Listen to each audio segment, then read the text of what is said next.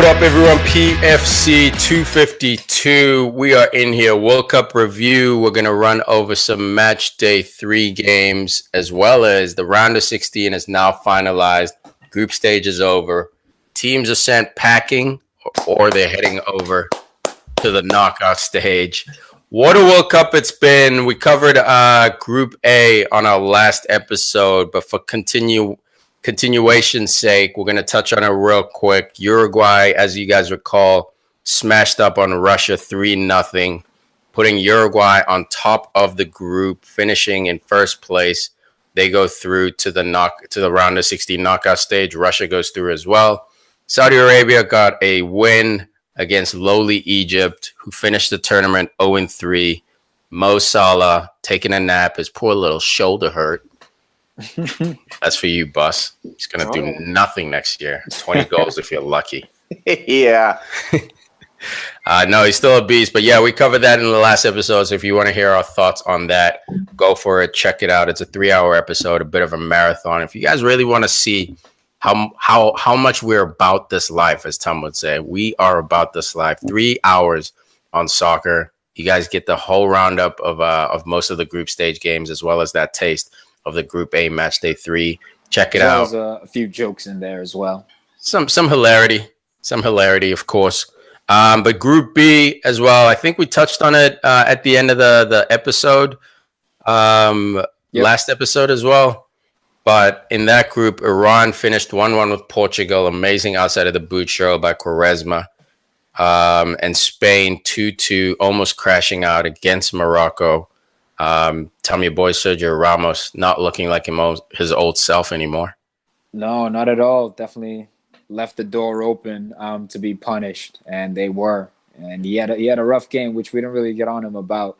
But, at the end of the day, Spain finished at the top of the group, so it's all good.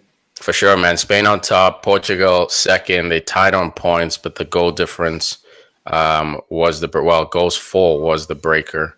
The tiebreaker seems to have a lot of tiebreakers with that. So for those Group A and B going through the round of 16, Uruguay will play Portugal and Spain will play Russia, the hosts. Dangerous matchup. We will get into that later on in the episode. Let's wrap up with some match day 3 reviews real quick.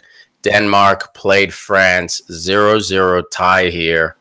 Man, is it me or is France stuck in second gear, man? They can't seem to figure it out. With a team like this on paper, almost Real Madrid level, Barcelona level type talent, maybe even Bayern Munich, PSG, and they just can't seem to smash a team up. Denmark getting a very hard-earned point from this matchup. Well, the commentators, when they're talking about France, had some good points.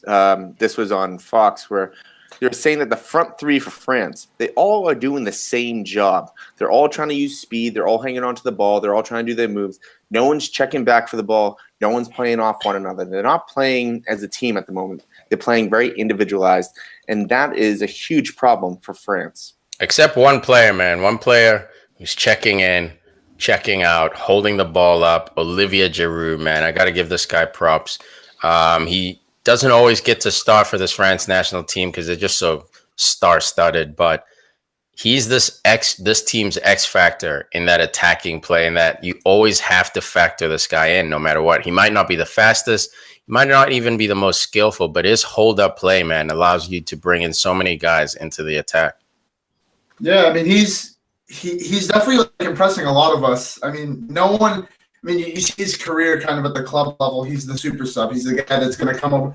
But, internationally, I feel like he's always been showing up. And I don't know if you guys agree with me or not, but, when he puts on that France kit, he's always about it. He's about this life, you know what I mean? That's something we often say when we're doing the podcast. Going back on what Tiki was saying about France being in second gear, I agree completely. They're my pick to win the whole thing, and they just look too comfortable at all times. And they, to be fair, haven't really been tested yet in this World Cup, and they do enough to get the job done. But they're just getting too comfortable. They're getting too cute. You know what I mean? They're content grinding out the 1-0 wins, the 2-1 wins, and all that stuff. I think. Look, I was up with you up until that point right there. You have to take it within context. So 5 different changes made to this starting French lineup. The right back didn't start. We had Sidibe in there. I mean, Zonzi as well starting in here, Kimpembe. So Didier Deschamps was using this as a game to not only rest legs, but to test out different players and see. That's what we'll see. That's a definite theme we saw in the third group stage matches, where coaches in advantageous positions would try to rest legs as well as see where they can maybe plug in new players as well. So I wouldn't panic too much. What I would say is that the substitutes didn't have any chemistry together, and obviously you understand that. But when you look at their first team, they have chemistry. I think they'll be fine going forward. And I thought they got like a couple good surprising performances in this game. Obviously, we know about Giroud, but I like the way Tommy Lamar looked, and as well as Nzonzi. He was pretty solid in the middle. Man, but going off of that, you say that, but Uruguay, their final group stage game against Russia, they played Suarez, Cavani, Vecino, Godin. Like, they played all their stars, so it's like they didn't have a choice. Like that's a tactic you see. That's a theme that you see throughout. But like, even then, like, that B team is better than a lot of like the teams in the World Cup, and even that's what I'm saying. Compare their depth. You have to compare Uruguay's depth to France's. Look at Belgium. Roberto Martinez did the same thing against England. Like, these teams are a little bit deeper than Uruguay. If those guys don't play, there's a good chance you're going to lose the game with Suarez and Cavani. Look, even still, man, France goes through this group. You know, we look at this group. It's not a tough group, man. You got Australia and Peru, and the teams, you know, that show a lot of heart. But we all know, like, deep down inside, these teams aren't about this life. France beat them both by 1 goal. You know, they scored 2-1 against Australia and 1-0 against Peru. And that Peru one could have easily been 0-0. For a team with such firepower, we're talking about Mbappe, probably the brightest prospect at number 9 for a long time. We're talking about Griezmann, who's wanted by every club on this planet. We're talking about Ousmane Dembele, who's one of the brightest sparks. We're talking about Paul Pogba, at some point was the most expensive player in the world. We're talking about Lloris, who's playing for a tough team. We're talking about Varane. We're talking about Kimpembe. We're talking about Umtiti. Tom, this team has scored 3 goals in this group stage. It's a very young team. I'll give you that. It's a very young team, which is why they need to be concerned in the group stage, because they are playing against one of the most experienced teams in Argentina. But look, Snacks, if you're gonna pick them, you better stick with them. No, I'm sticking with them, and I think it's good that they're grinding out these results. They know how to grind out results. But the thing is like, I feel like I would be more assured if, like, throughout the 3 group stage games, one game they smash a team like 6-0, kind of like what England did. Another game they close draw 1-0, and then they finish with a 0-0 draw. Just so I know that they're capable. But like right now, I have this thought process in my head: are France capable of scoring like 4 goals in a match? Because it's like at the point that they're getting at, and they're against Argentina, like Tiki said, we'll get there later, but against these bigger teams, they got to score goals. Like they can't. I know their defense is ridiculous. They have a great midfield, but they got to score goals. And like all the names that Tiki just mentioned, like, there's no reason why you're not scoring goals. Well, yeah, this was the first and only game so far in this World Cup that was a 0-0 draw. So, and who would have thought France, man? And I'm with Snacks too. Me and him both have France winning it. I basically chose them because they're Team Africa of Europe, as I always say. But I'm nervous, man. I'm with Snacks. Obviously, I still back him. Like, why would I back out? This team is unbelievable. But against the wiry Argentina who's been tested, backs against the wall, it's going to be absolutely interesting to watch. But, yeah, man, hopefully they can wake up. Hopefully that 0-0 tie was a wake-up call for them.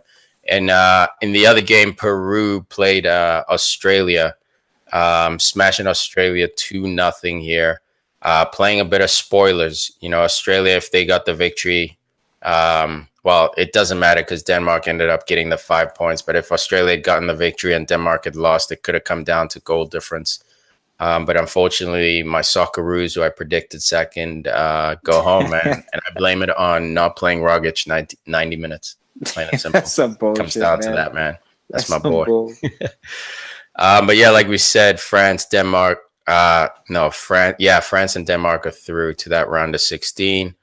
They're gonna face Argentina and Croatia. With respect, man, the better game was definitely, in my opinion, Nigeria, Argentina. But you got to give props to Croatia, man. Undefeated through the group stage. They finished with 9 points, and they finish off in class, beating those Vikings that you guys were talking about. And where did I say that these Vikings would finish, man? The so-called group of death. the Vikings finished with 1 point, as expected by everyone. Thus, for me, not making it a group of death because there weren't 4 teams vying for 2 spots. They still made you shit your pants. They didn't. Not me. You guys were shitting your pants. Not me, dude. I was shitting on this Viking clap from match day 1. I said you guys are hyped up on the Viking clap. It's a great chant. I love it. It's got nothing on them vuvuzelas, though. I still think vuvuzelas are the best. Those humming bees. From day 1. A 3-hour episode, and I'm at the part where you guys are arguing about, do ninjas beat Vikings and Vikings. Go back to this group. I mean, I had Nigeria making it out, and I'm like ridiculously disappointed they didn't do it. Like, FIFA's rigged, man. Like, Argentina, like, props to them. Shouts to Marcos Rojo, Manchester United, Don putting in the winner in the 85th minute, but. Snacks. Just because you don't get your way and your wish, and I wish Nigeria had won their game. How is that FIFA rigging this game, dude? We got VAR reviewing everything now, so we can't complain about that. We got goal line technology. These linesmen are letting guys run 10 yards offside and waiting to see if a goal happens before they call it, so they're erring on the side of safety. Dude, literally, Nigeria let a center back score on them with his weak foot. How is that FIFA rigging, dude? I hate certain portions of FIFA, but man, you got to have some kind of logic to this. Salty, like, all things considered, like, shout out to Nigeria. I really thought they deserved it. They played a great game. They did, man. Yeah, man. Character, he was unreal. No, I don't know if they deserve it for the fact that they didn't score.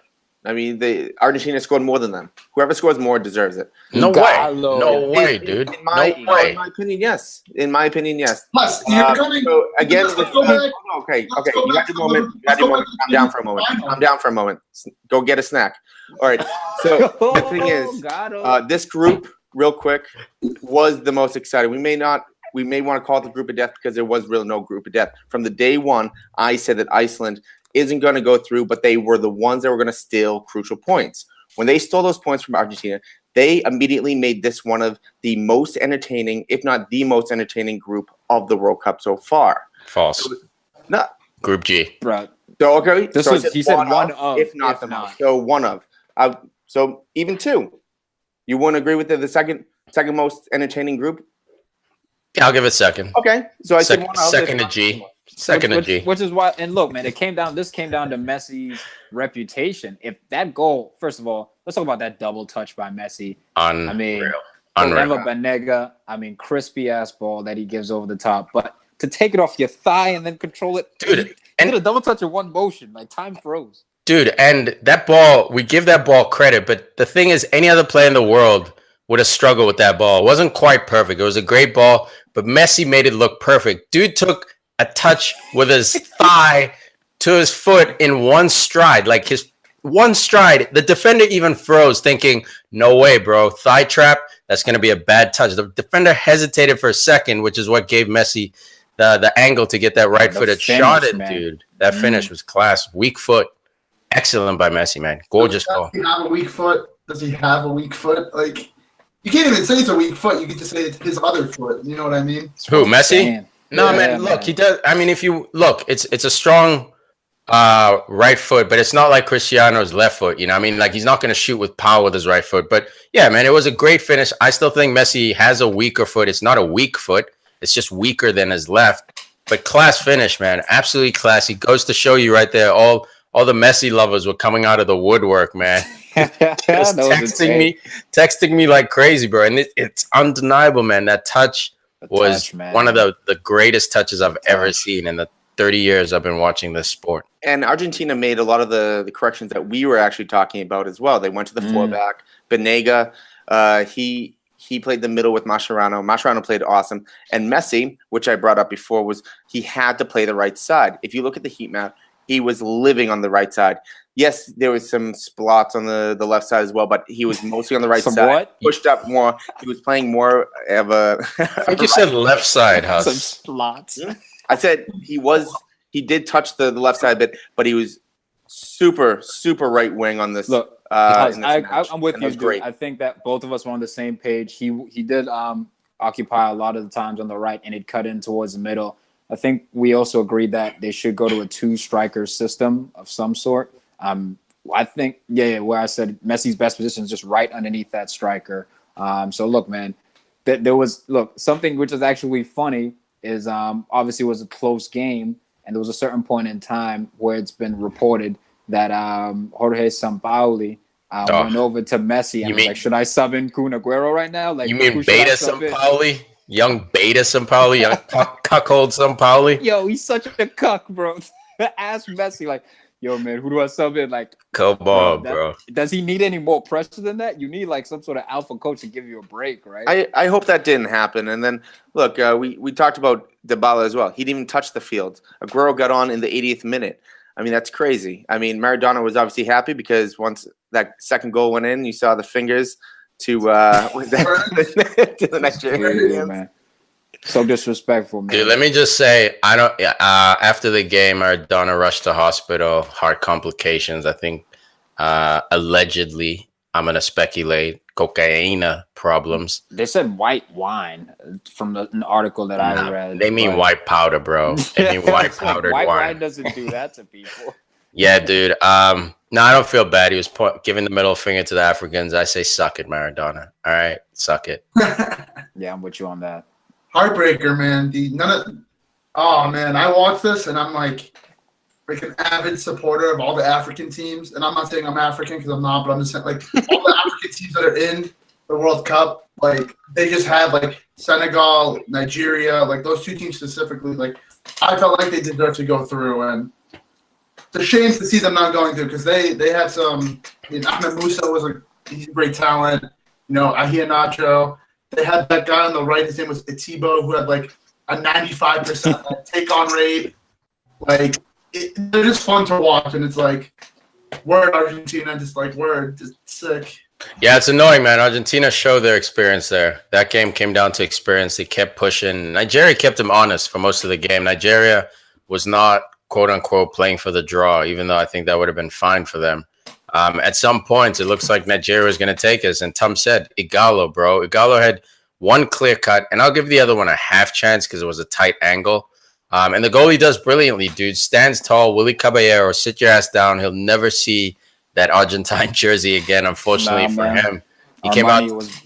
He played well. He played absolutely well, man. But that handball on Rojo, first of all, I'm glad that wasn't awarded a PK. Well, I'm not glad, but I agree with the call, man.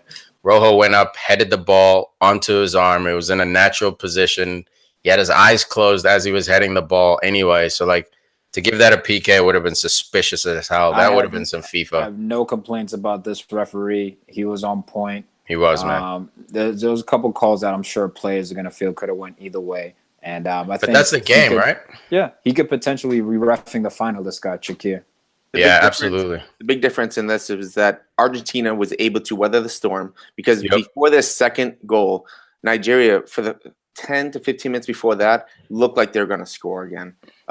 They were just all over Argentina. And then out of nowhere, blink of an eye, Argentina scores, and then everything changes. And with Rojo up there, I mean, you're center back. You push all the way up. I love those tactics. Dude, that's hero stuff, man. That's hero stuff. Like, we've been in those games, obviously not on the stage, but like, you know, playing high school, college level, and you just turn around and you see a center back just bombing forward. He's going on an adventure, dude. And it paid off, man. He put Messi and the team on his back, dude. Messi was riding him all the way to the corner flag. It was absolutely unbelievable, man. And I give Messi props.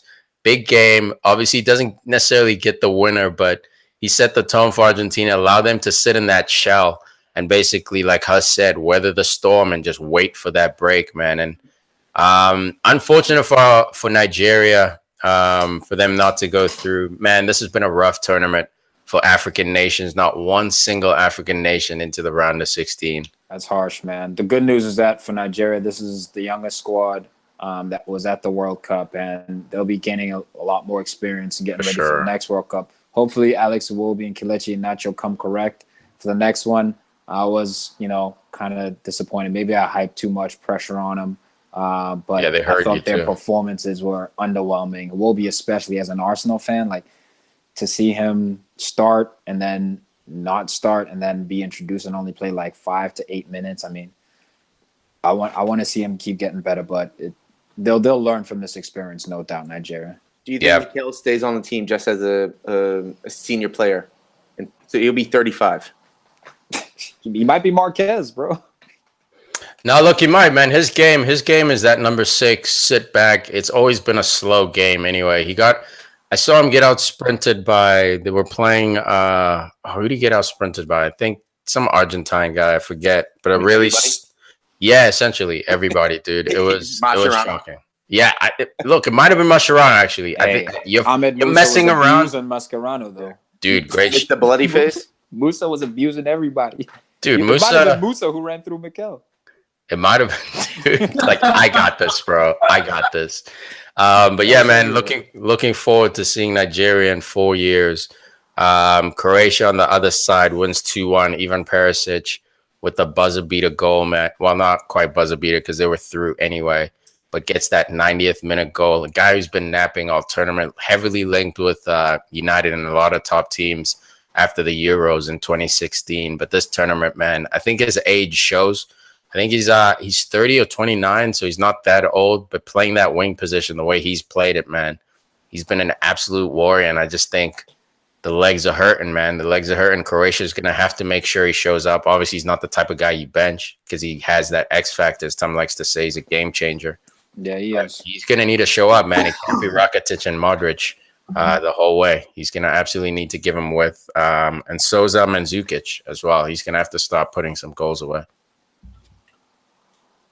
Yeah, I mean, going off of that, I was surprised to see when we were doing the predictor before the World Cup had started. I predicted that Croatia they weren't going to make it out. I had Argentina and Nigeria making it out.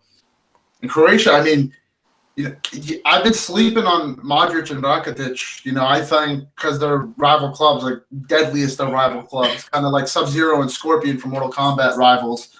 Like you'd think they wouldn't get along, but I mean, I guess the power of your country kind of brings them together. Mandzukic, you guys don't really rate him, but I mean, I think he's the perfect veteran number 9. Perisic, he was wanted by United for like 60 mil. Like, there's a reason for that. He's kind of showing that. But I think the player that's impressed me the most was Ante Rebic. I think that's how you pronounce his name. Yeah, he's lively. I mean, in that he capitalized on the Caballero mistake against Argentina. Yeah, and he's slyly been doing his thing while the likes of Modric and Rakitic have kind of been like the ballers of the team. Yeah, that's a great shot, man. Everton's looking at Rebic right now, and obviously, as it becomes a knockout competition, this is when reputations are made. You either show up or you fold. You're playing for that 6-figure a week contract.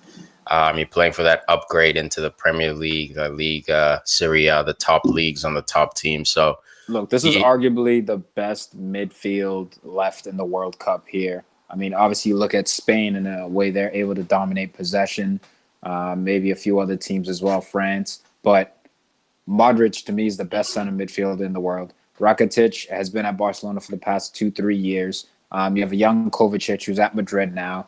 You have other guys stepping up around him as well. The Begovic, guys like that on the bench. So this team is the best and one of the most, if not the most important areas in the games, the midfield. That's where the battle's won a lot of the times for people who don't know, because there's the most transition in soccer occurs in the middle of the field. So turnovers, losing the ball, the ability to regain the ball, the ability to connect the dots between the defense and the forward line is all in the midfield. And they have some of the most talented players there in the world. So that's why I think they're going to be a solid team going forward.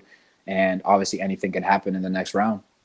Yeah, man, absolutely. You got Croatia playing Denmark, which I think might be a bit of a tricky matchup for Croatia, but we'll get into it. And was that not a 101 breakdown right there? Someone get me on Fox. Come on. I like that, man. Educate the people. And we got France playing Argentina, as we said earlier. Moving on to Group E. Oh, the shock group of the world. I mean, the amount of memes that have come out in the last few days, the amount of Twitter battles I've been following, the amount of random Facebook videos I've been watching, man, we're talking Mexico 0, Sweden 3, and on top of that, Korea 2, Germany 0. Korea ruins the day for the Germans in the 90th minute, man. The Deutschland faithful, absolutely shocked. This is the 4th time it's happened in a row, maybe even 5th. If I'm not remembering my stats correctly. No, that the champion has crashed out in the group stage. I think the stats 4 out of the last 5. Yeah. 4 the last time out of group stages, 5 in total. Unbelievable, dude. But, man, my favorite part of this, dude, obviously is the upset, Germany crashing out. Always love to see a powerhouse crashing out. That's what you get. That's what you get. I'm tired of you, Germany. That's what you get. Didn't bring Leroy Sané. He deserved to be there. Oh, no, that's what you get for starting someone from Arsenal, Ozil. Whoa. The curse of the thumb has come back for they you. won the game he didn't start. What happened to Egypt?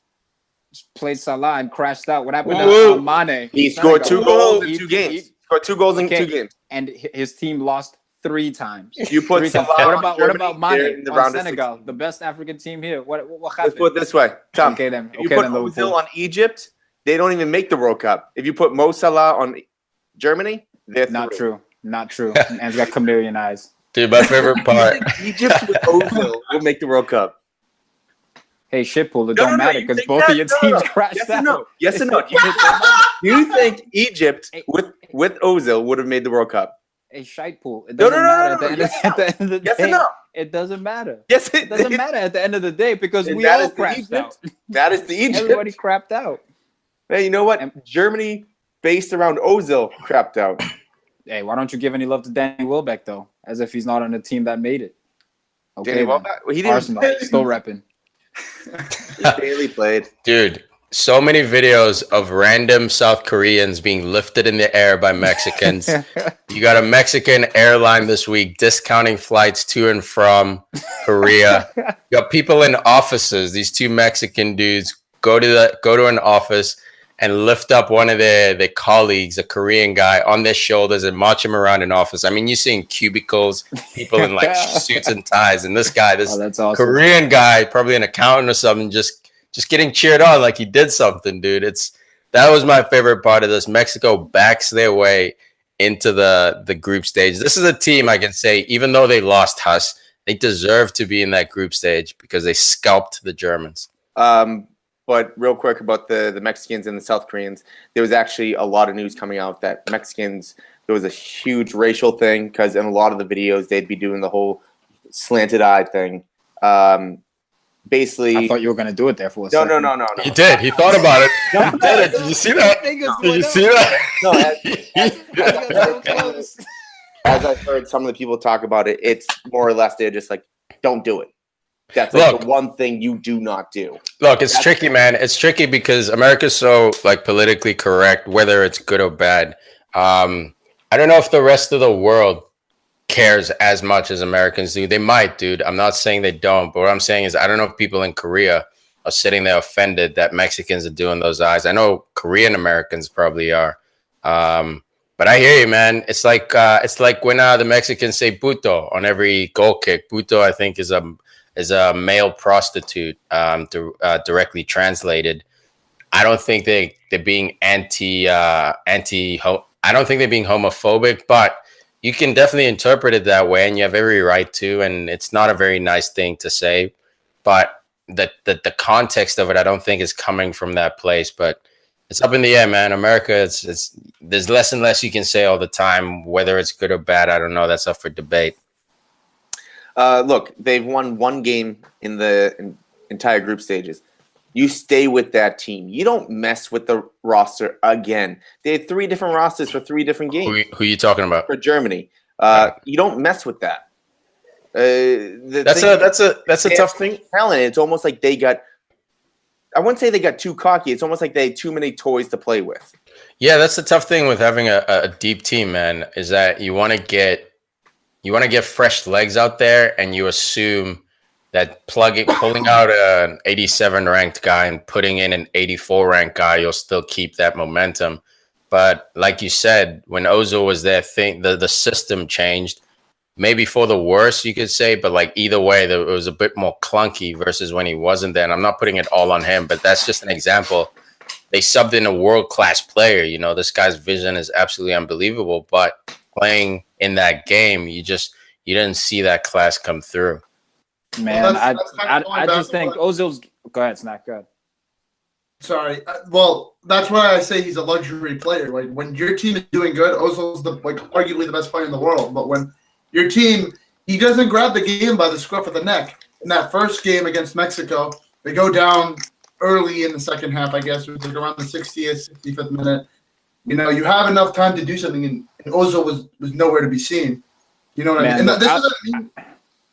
I think we scapegoat Ozil a little bit too much, man. And I agree with his body language and his work rate at times. Like, he's not busting his ass the whole time, but Ozil's game is dependent upon others. Ozil is an assist man. So to say that he doesn't grab the game by the scruff of the neck is no surprise. I don't think like I'm not like saying that's that, if you look at Matt Hummels, like he put a cross. If Ozil puts a dime on your head and you don't score, you know what I mean? Like his thing is, I'm gonna give you the ball. I'm gonna put you in the best position to score. So as soon as he doesn't score, Matt Hummels in particular had that header that came in that he had at least about 2 or 3 other opportunities, but that specific one that came from an Ozil cross, I thought he should have put it away. I was thinking about Royce. Marco Royce, he gave the ball to the left side. He brought it back into the box. I think Royce had outside of right foot, and it just missed the corner. That was Timo Werner. Was that Timo Werner? I thought that was Roy. Oh, my fault. That was Timo. Yeah, look, Ozil gets the heat, Tom, because he's in that neighborhood of players. You know what I mean? He could be Modric. Modric dishes out a lot of dimes. But when it matters, he'll throw in an odd goal here and there to save the team. Eriksen, the same thing. Like that's not Ozil, I know, but that's the neighborhood he lives in. That's the category he's in because he's such a world-class player. You know what I mean? Like he has it in his game. It just consistently doesn't bring it out. We've seen him save Arsenal's ass. Yeah, I remember that the Champions League game. I think he got a hat when trick. we're playing against Ludogorets. That's my point. Where? That's my point, man. That's my point. But you see the way he plays. Coach, some of it has to. No. Tom. Honestly, when the players win, they get all the praise as they should. When they lose, I think they should get majority of the blame. But I also have to look at player selection. Talk about player selection. Why the hell is Khedira playing in this game? Yeah, look, I didn't want to turn this into an Ozil fault. 90% of it. That's what it's turning into. Yeah, because we expect more. We expect a Toni Kroos moment from him, and it just didn't come. But it's not him. Most of it is the tactics, man. Absolutely, you saw Germany again getting caught high up the field. That arrogance of that Gegen press almost with reckless abandon for defense, man. You can't get away with it anymore, man. The teams, the opponent is always studying you, and a team like Korea is happy to give you 80-90%. Let me say this. Leon Goretzka is not a right midfielder. He's a central midfielder. Now, he can play right midfield, but what's the reason he put him out there? Because he needed someone with energy, with pace. Oh, guess who that is? Leroy Sané. Leon Goretzka could have played in the middle. For me, Mario Gomez, we see what we discussed France. Oh, their front three, they do the same thing. They're just fast. They try to look for balls over the top. Very similar to this German team. Timo Werner could have started out wide. Mario Gomez should have started this game as that target central forward. When he was introduced into the game, he was a problem. So for me, I'm looking at player selection at the coach. I'm like, you let Germany down in that regard. It's not all your fault, but yeah, he did. The player selection. I agree with you on that, but I think Khedira played because he started Ozil. Because he needed that extra defensive midfielder. Yeah, you need that. The fact that Ozil wasn't going to do anything. So what about I do agree right with midfielder? you with the Goretzka because I was very surprised that he was playing the right side. I even told you, I don't know if it was his last game or the one before, but I want Goretzka playing next to Kroos. And then if they had Sané, that would have been perfect now. Perfect, dog. You know, he was smiling out there a little bit. I know he's sad as he should be, dude. But at the same time, it's like almost you're sitting on your couch saying, "That's right." And honestly, I think for not choosing me. I'm the most exciting player right now for Germany, and you don't choose me. And I'll just say, man, I think some of it is racial, and I think some of it as well is the EPL element. Like, if you're not playing within Bundesliga, the German national team, I think, is going to view you differently, unless you're the likes of Mesut Ozil, who's been there, done that. I look at a young Leroy Sané, and I think, yes, some of it is racial, but I also think some of it at the same time is he's playing at Man City in England. This guy doesn't fit my system. Look, I don't think it's racial, man. I think, Tom, we were talking about it when I picked you up the other day from the airport. I think and articles have come out where Jogi Löw has given a reason why not Sané. It's straight up comes down to some managers don't like that dynamic dribbling player who doesn't follow instructions. The one that scores goals and sets up plays. No, I mean, you can get carried away, sure, as you always do. But Germany is a team where Jogi Löw wants them to play like he's playing FIFA. He's on the controller, pass, pass, pass, just like Spain. We see Spain now stumbling and struggling. Why? Because they don't have the X factor dribbler. Well, Sané's that FIFA, X factor. bitch, and that's why you're out of the World Cup. Agreed, man. Sané's that X factor where if Jogi Löw says system, Sané sees an opportunity, he's going to take someone on, and he plays for a club that worships that credits that. Sure, you can always make the racial argument, but in this specific case, I don't think it's racial. I just straight up think he knows he couldn't control Sané. And you watch the Confederations Cup they played the year before. Sané was an absolute dynamo for that team, but a lot of it came from him dribbling. You know what I mean? And at that time, he wasn't mature enough yet to make that right pass to give Germany a goal. So the dribbling almost looked flashy without end product. At Man City, he found an end product, and Jogi Löw should have been big enough to realize that this player has developed. He wasn't, and he got punished, man, straight up. I think it's multi-layered, but go ahead. I agree with Tiki. I just think that Jogi Löw's just got to get over himself. I mean, like, you look at players like, I'm not comparing Sané, Messi, and Ronaldo, but like, let's just use them for an example. Like, when Messi first was becoming the best player in the world, he was known as an amazing dribbler. Same thing with Cristiano Ronaldo. They were both amazing dribblers. And now you look at them, like, a lot of people, and I'm not saying myself, but a lot of people I've argued with over that debate, who's better, Ronaldo or Messi. People say Ronaldo's a liability because all he does is stand there and wait to score a goal. But, like, you need to know that, like, Ronaldo will come in those big moments. And I think I kind of agree with what you're saying is that Jogi Löw wants his system to be played, but, like, Leroy Sané is, like, head and shoulders probably, like, top 3 in this German team, just based on pure ability. He's probably the best player on this team with what he can do. And 10 goals, 15 assists. You wanted to play a specific way. You're playing players out of position. It was just a recipe for disaster, and that's, like, really unfortunate to see because your manager is supposed to be the person that gives you the platform to succeed. And it's like, well, I'm going to put Timo Werner at striker, but he's going to play as a left winger. I'm going to put Goretzka at right mid because he gives energy. It's just it would never seem like it was going to happen for Germany. And, like, also, he turned away from a guy like Müller, who, I get it. Müller, for me, he's never been one of my favorites. I think a lot of his successes come from being lucky, but like that, you can argue that luck, is also a skill, being at the right place at the right time. But in a game where you need something, I feel like either Müller or, like Tom said, Gomez, gives you a different look, experience, man. And Timo Werner, as much as I'm excited to see this kid develop, the stage was too big, man. He didn't do anything across those 3 games. He had a couple opportunities here and there, but he didn't have a single dominant game, and yet you drop Müller for Timo. I don't understand it. And before we really pass it, but I do agree with half of you guys. Tom, I don't agree that it was a racial pick, but I do agree that it very well could be the fact that he left Germany, because we've always talked about all the players going to Bayern, little kind of in cahoots with the national team. I could very well see that they went to him, hey, don't leave for Man City, stay here, do this, do that. He left, and they're still holding a grudge. I could totally see that, though. And he went with Pep, a guy who didn't give the Germans, Bayern Munich, the Champions League they wanted. Sure, he gave him full Bundesligas, but that is standard operating procedure at Bayern. So I think there was a bit of sourness too about that. And I'm sure people are thinking like, oh, but Rudiger's on the team, but Jerome Boateng's also on the German national team. I don't mean it was racial in regards like, oh, he's black, therefore we're not picking him for the team. I just think that if there was a white German player who was ripping it up like that, I think that the nod potentially could have gone to him. So maybe I'm caught up in my feelings, but man, the type of kid, regardless of what color he is, the type of year that he had and the ability to bring something that no one else on that German national team can bring, and he was left out.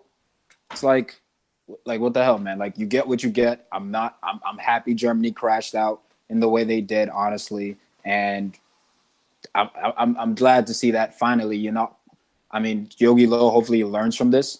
That maybe it was an ego thing in the player selection, maybe it was an ego thing, or maybe he just needs to step back and lean more so on veterans, man. Look, it also might be time for him to walk away. I mean, you've won a World Cup. This was the opportunity to go back to back. It might be time to walk away and start a new project. Do you think it's going to be a quote unquote walk away where it's, hey, resignation. He wanted to walk away, but they're going to fire him no matter what. They're just going to give him an honorable walkout because he did win a World Cup. Look, I don't think he'll be fired. I think this is one of those rare cases where it really might be mutual. Like, hey, man, it's time for some fresh energy. He's done enough to earn another shot at another World Cup. The question is, does he want it bad enough? You know, and the talent is still there. It's not like the golden era of Germany's over. Like Tom said, they got Leroy Sané coming through the ranks. They got Timo Werner, young guy who got a bunch of experience. Toni Kroos will be around next one. Maybe an older Mesut Ozil, but more experience. Marco Reus is old. Julian Brandt is a young kid. Khedira is old, but even that backline is starting to They got guys. Man, they got, so he still has the pieces. Now it just comes down to the desire. Do you really want to build on this again? And the voice. Are the players tired of hearing the same voice? And the voice and the tactics. Yeah. Are they tired of playing the same system? As you saw, Germany wasn't as dominant scoreboard wise as they usually were. Possession obviously was always there, and past success was brilliant. But we'll see, man. What was Neuer doing this game, though, real quick? Dude, I try to tell you guys before this started, man. Like, really, a guy who hasn't played for the whole year, you're just gonna plug him in, and you guys are like, "Well, it's Manuel Neuer." It's like, dude, the goalkeeper position is a rhythm position. Striker, you can figure it out. Like I said, I literally said this before the World Cup. You guys, of course, blowing that Neuer dick. The second game, he had a very good game. The second match. But Trapp could have had a good game too. Ter Stegen could have had a good game. All three. Those guys are guys who've been playing all year, man. They were in rhythm. The goalkeeper position is a rhythm position. Well, which goal are you talking about? Huh? Which Neuer, goal? bro. Neuer. Goal? He had an error this game. Which one? You're talking about the one that was like 80 yards up the field because it was stoppage time and they're down a goal? I was talking about that one where like it was just mad confusing to me. Yeah. Like his the first one he couldn't have done anything about. The person got the ball at the 6-yard box. I mean, it is what it is. The person also put a top right corner. He almost missed the net. Actually, dude, even Mexico, even Mexico against Mexico, he got beaten at post, bro. He was way too over anticipating the Cheryl, and he got beaten at post. He's just off, man. He would have made that save. He could have made that save if he was in shape. The whole team was off, but this guy was a bailout. You put in a goalie to bail you out, of course. Looked bad at times. Neuer looked bad. The front line barely scored at all. I mean, I don't even know if I think Royce got one, but the thing is, every single player looked horrible. So I think that could have been the atmosphere, the attitude, or the whole squad. So that's where the manager comes into play, where you should have talked to them and should have had team meeting. I don't know if he maybe didn't get through their brains because they're all very successful, all rich and all famous, but they needed to have some sort of wake-up call before the actual wake-up call. And they were just kind of going mundane. They had that fog over their eyes. Oh, we'll score later. Well, guess what? You didn't score. They couldn't. Now you're out. Or you play Trapp, who bails you out with a save, with one of those. The whole team's playing bad, but he bails you out. Or maybe he had no bailout. Like, that's tough. Yo, he had a bailout. The second match, he did have bailouts. He had some really good saves in that second match. Not Neuer level, bro. Yes, I agree with Tiki. Yeah. I agree with Tiki and you, Huss. In that, look, you have to lean on experience, right? Because we're giving low shit for not playing Muller. Not for goalie. At the same time, though, it's a fact, Huss. He was a little bit rusty. Even a shot that someone had a shot and he spilled it in this game. He tried. It was like that knuckle free kick, and he tried to catch it. No, I'm just saying. No, but we're saying he played. He wasn't himself. Right? He's not like exactly. But the two goals that went in, he couldn't have done anything about those two goals. But we're talking about previous games as well. Like previous games as well, Huss. Like all in all, was this the Neuer you've come to know? I thought sweeping wise, he did a great job. He actually did a great job sweeping. Sweeping, brilliant. Saves, wrong position though. No, yeah. In terms of the saves. I just think. Well, I kind of agree with Tiki. I agree with Huss too. Like. Neuer is just a household name. Like we look at De Gea. That's the problem. He's had a howler over World Cup, but they stick with him because I don't even know who their backup is, but they stick with him because it's David De Gea. What I agree with you is that you have to look at form too. And Ter Stegen, for example, is coming off of a season where his team literally lost one game in their league. So I mean, you could argue like if Neuer is playing bad but he plays the whole season, like. You can argue, okay, he could come up, but he didn't even play the entire season. Exactly, man. And David De Gea is different because the last 4 years, we've all seen him play on a bad team, and he's bailed out. They even came out with a mathematical stat. The saves he made, there were, I think, 4 or 5 saves that saved Man United 14 points. 4 or 5 saves that he had no business making. This is his first World Cup, by the way. First World Cup. So, of course, it's going to be shaky. We saw David De Gea in his first Premier League season. He looked awful. Couldn't save a cross to save his life.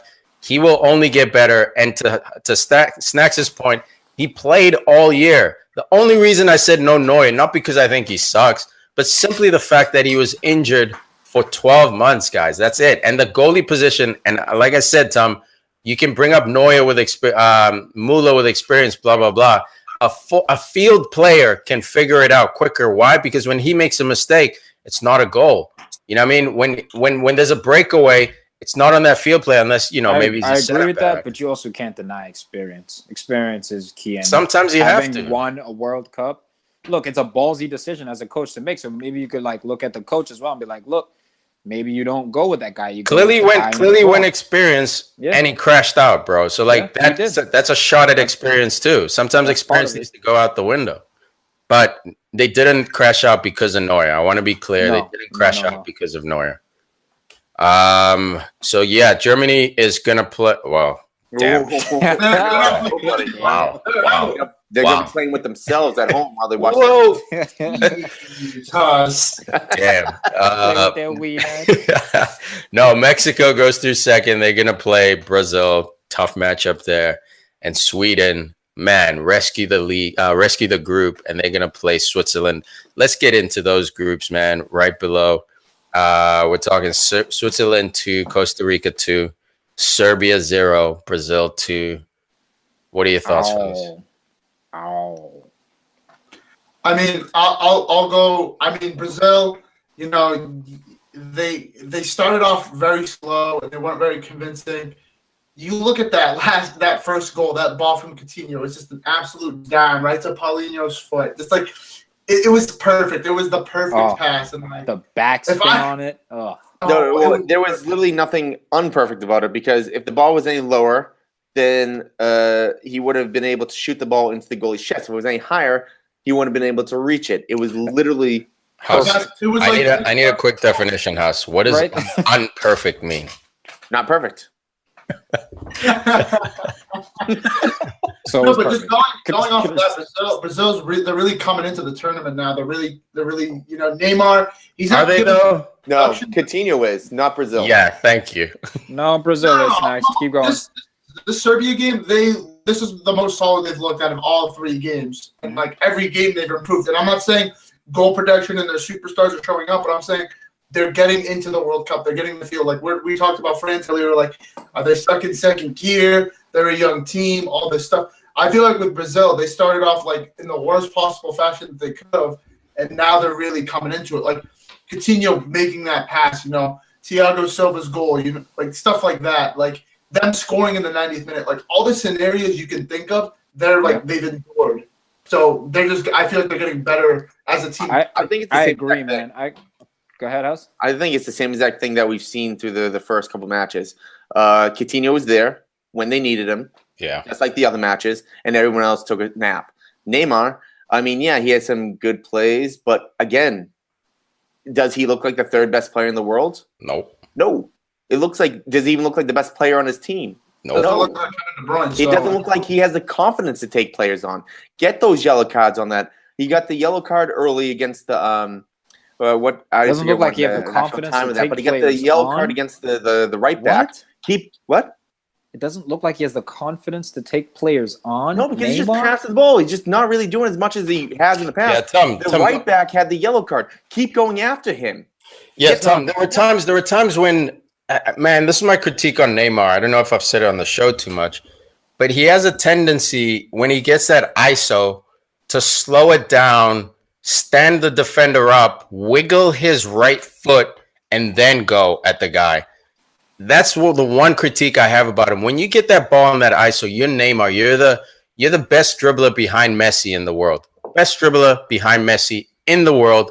Don't wait for the defender to set, and don't wait for the defender to get a second guy there to cover. Okay, Neymar had 14 dribble attempts. Mm-hmm. He had 9 successful dribbles. He could have had all 14 of those, especially when that fullback is on a yellow card. And 2 games before that, the whole story was he got fouled 10 times. So the refs have been warned about this. Watch out for persistent fouling on this player. Hold on. I feel like he just didn't do enough, man. I don't see a card for the fullback. I don't see a card for the fullback. You sure about that?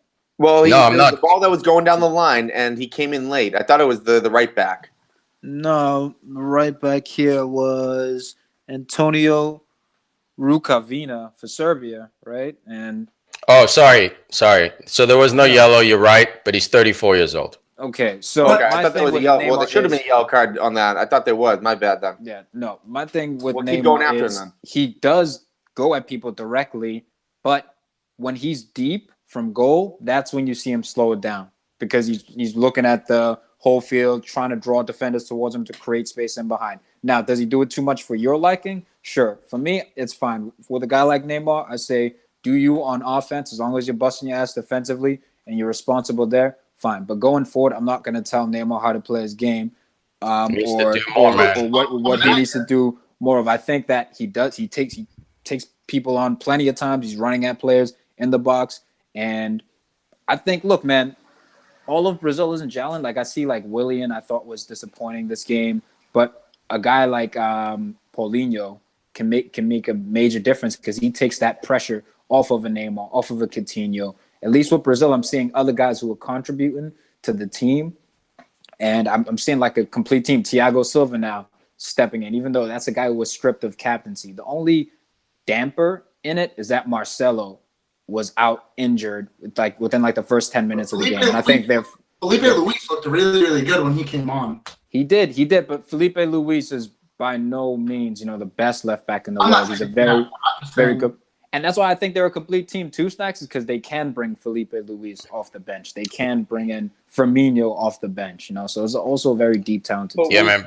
The new Brazil, we talk about whether they're going to get the Joker going, the flair, the skills. And the biggest skill that I saw Neymar do was by himself take that touch when he brings his foot across his back and settles the ball with the the right foot going to his left side. That's the most move that I've seen all day. Okay, did you not see? He's slower and more predictable than he has been in the past. Did you not see him do a rainbow the other game? No, I'm talking about this game. Oh, so now he's supposed to stunt like that every game, man? No, man. All we're saying is why do that move? This guy is that move is fine, man. It's Brazilian. No, that move is Brazilian. That's flair. Haas, that's Brazilian. How they play the game. That's that's the only place he had flair, though. My question, dog. No, that's not true. My point is, this guy is next to the throne, and this whole World Cup, it's been Coutinho, and I feel the most disrespectful because I had Coutinho in my my World Cup fantasy team for all 3 match days. I picked him up on day 1.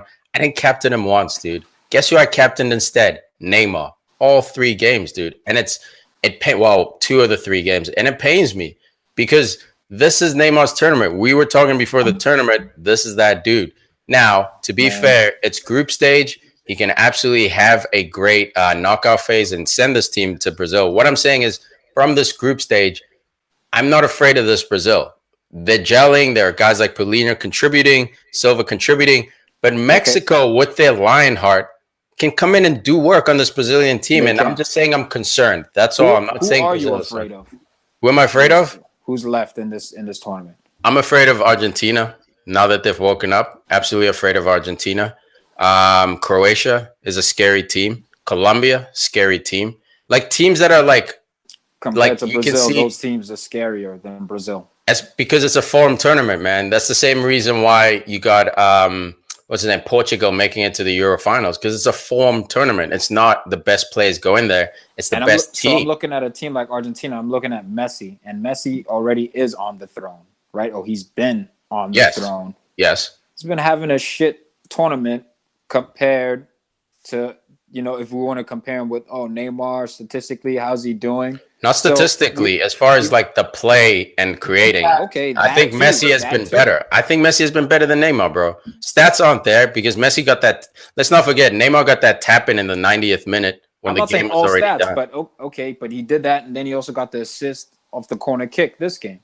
For sure, man. For sure. But like, so he hasn't been the best player on his team by no means. Coutinho's been the guy, but like he's still there contributing. So my thing is, it's Neymar can step it up. He has another notch he can go to, but here's another few notches. That's not the main issue with Brazil. I think when you look at everything, I think we're concerned at the wrong reason. And I think Neymar just takes a lot of heat of that. Like when you look at these bigger than life players like Ronaldo and Messi, when their teams lose or they don't perform to their expectations, even if they win, it's on them. Like when Messi the first 2 games of the group stage didn't perform, well, what were we saying? We were saying Messi's washed. He's this. He's that. No, CR7. No, we're saying CR7 is clearly better. That's what. Exactly. I'm not saying us specifically. I'm saying just like the narrative, the people. Yes. It all falls onto Messi. Same thing with Neymar. He's not the concern of this team. You have to remember he's playing as a left winger, and we know he's the second best dribbler behind Messi. He scores goals for fun. He had 28 and 30 for PSG this season. But the main concern for me is that number 9 position. Gabriel Jesus is giving them absolutely nothing. And he insists on starting them. And I think when we look at it, I agree with Tom completely. Like Neymar is bringing other things other than just goals and assists. He is that consistently most foul play. He like every time they get the ball, they're looking for Neymar, and that opens up everybody else. So for players, if Neymar wasn't there, you think Coutinho would really be doing this? And I'm not. And this is no shot. There's no way. That's too much expectation to put on a player like Coutinho. But since Neymar has taken all the heat and all the attention from the players, it allows a player like Coutinho to shine. I wouldn't take it that far. I wouldn't take it as far as crapping on Coutinho because at Liverpool, he was Liverpool. Like Suarez left, Coutinho was the next dude. Coutinho has no problem having this on his shoulders. He plays a beta role because Neymar has alpha. But it's not like taking Ronaldo out of Portugal. This is a different team. It's more balanced than we give it credit for. I'm criticizing Neymar because I want more from him because a guy like Coutinho is giving the most. There's not a guy on Argentina giving the most than Messi's napping. When Messi naps, that whole team naps. You know what I mean? Aguero got that winning goal, sure, but he didn't do anything. Worse than Brazil.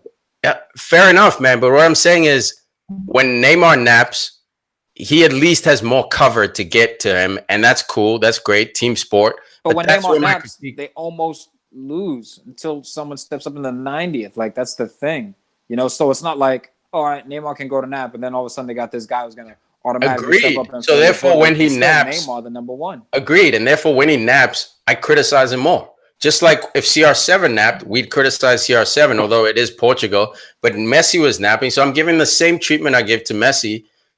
I just expect more from him. Again, it's the knockout phase. This is when the big dogs really come out and play. So watch Neymar just get a hat trick next game and silence all the haters.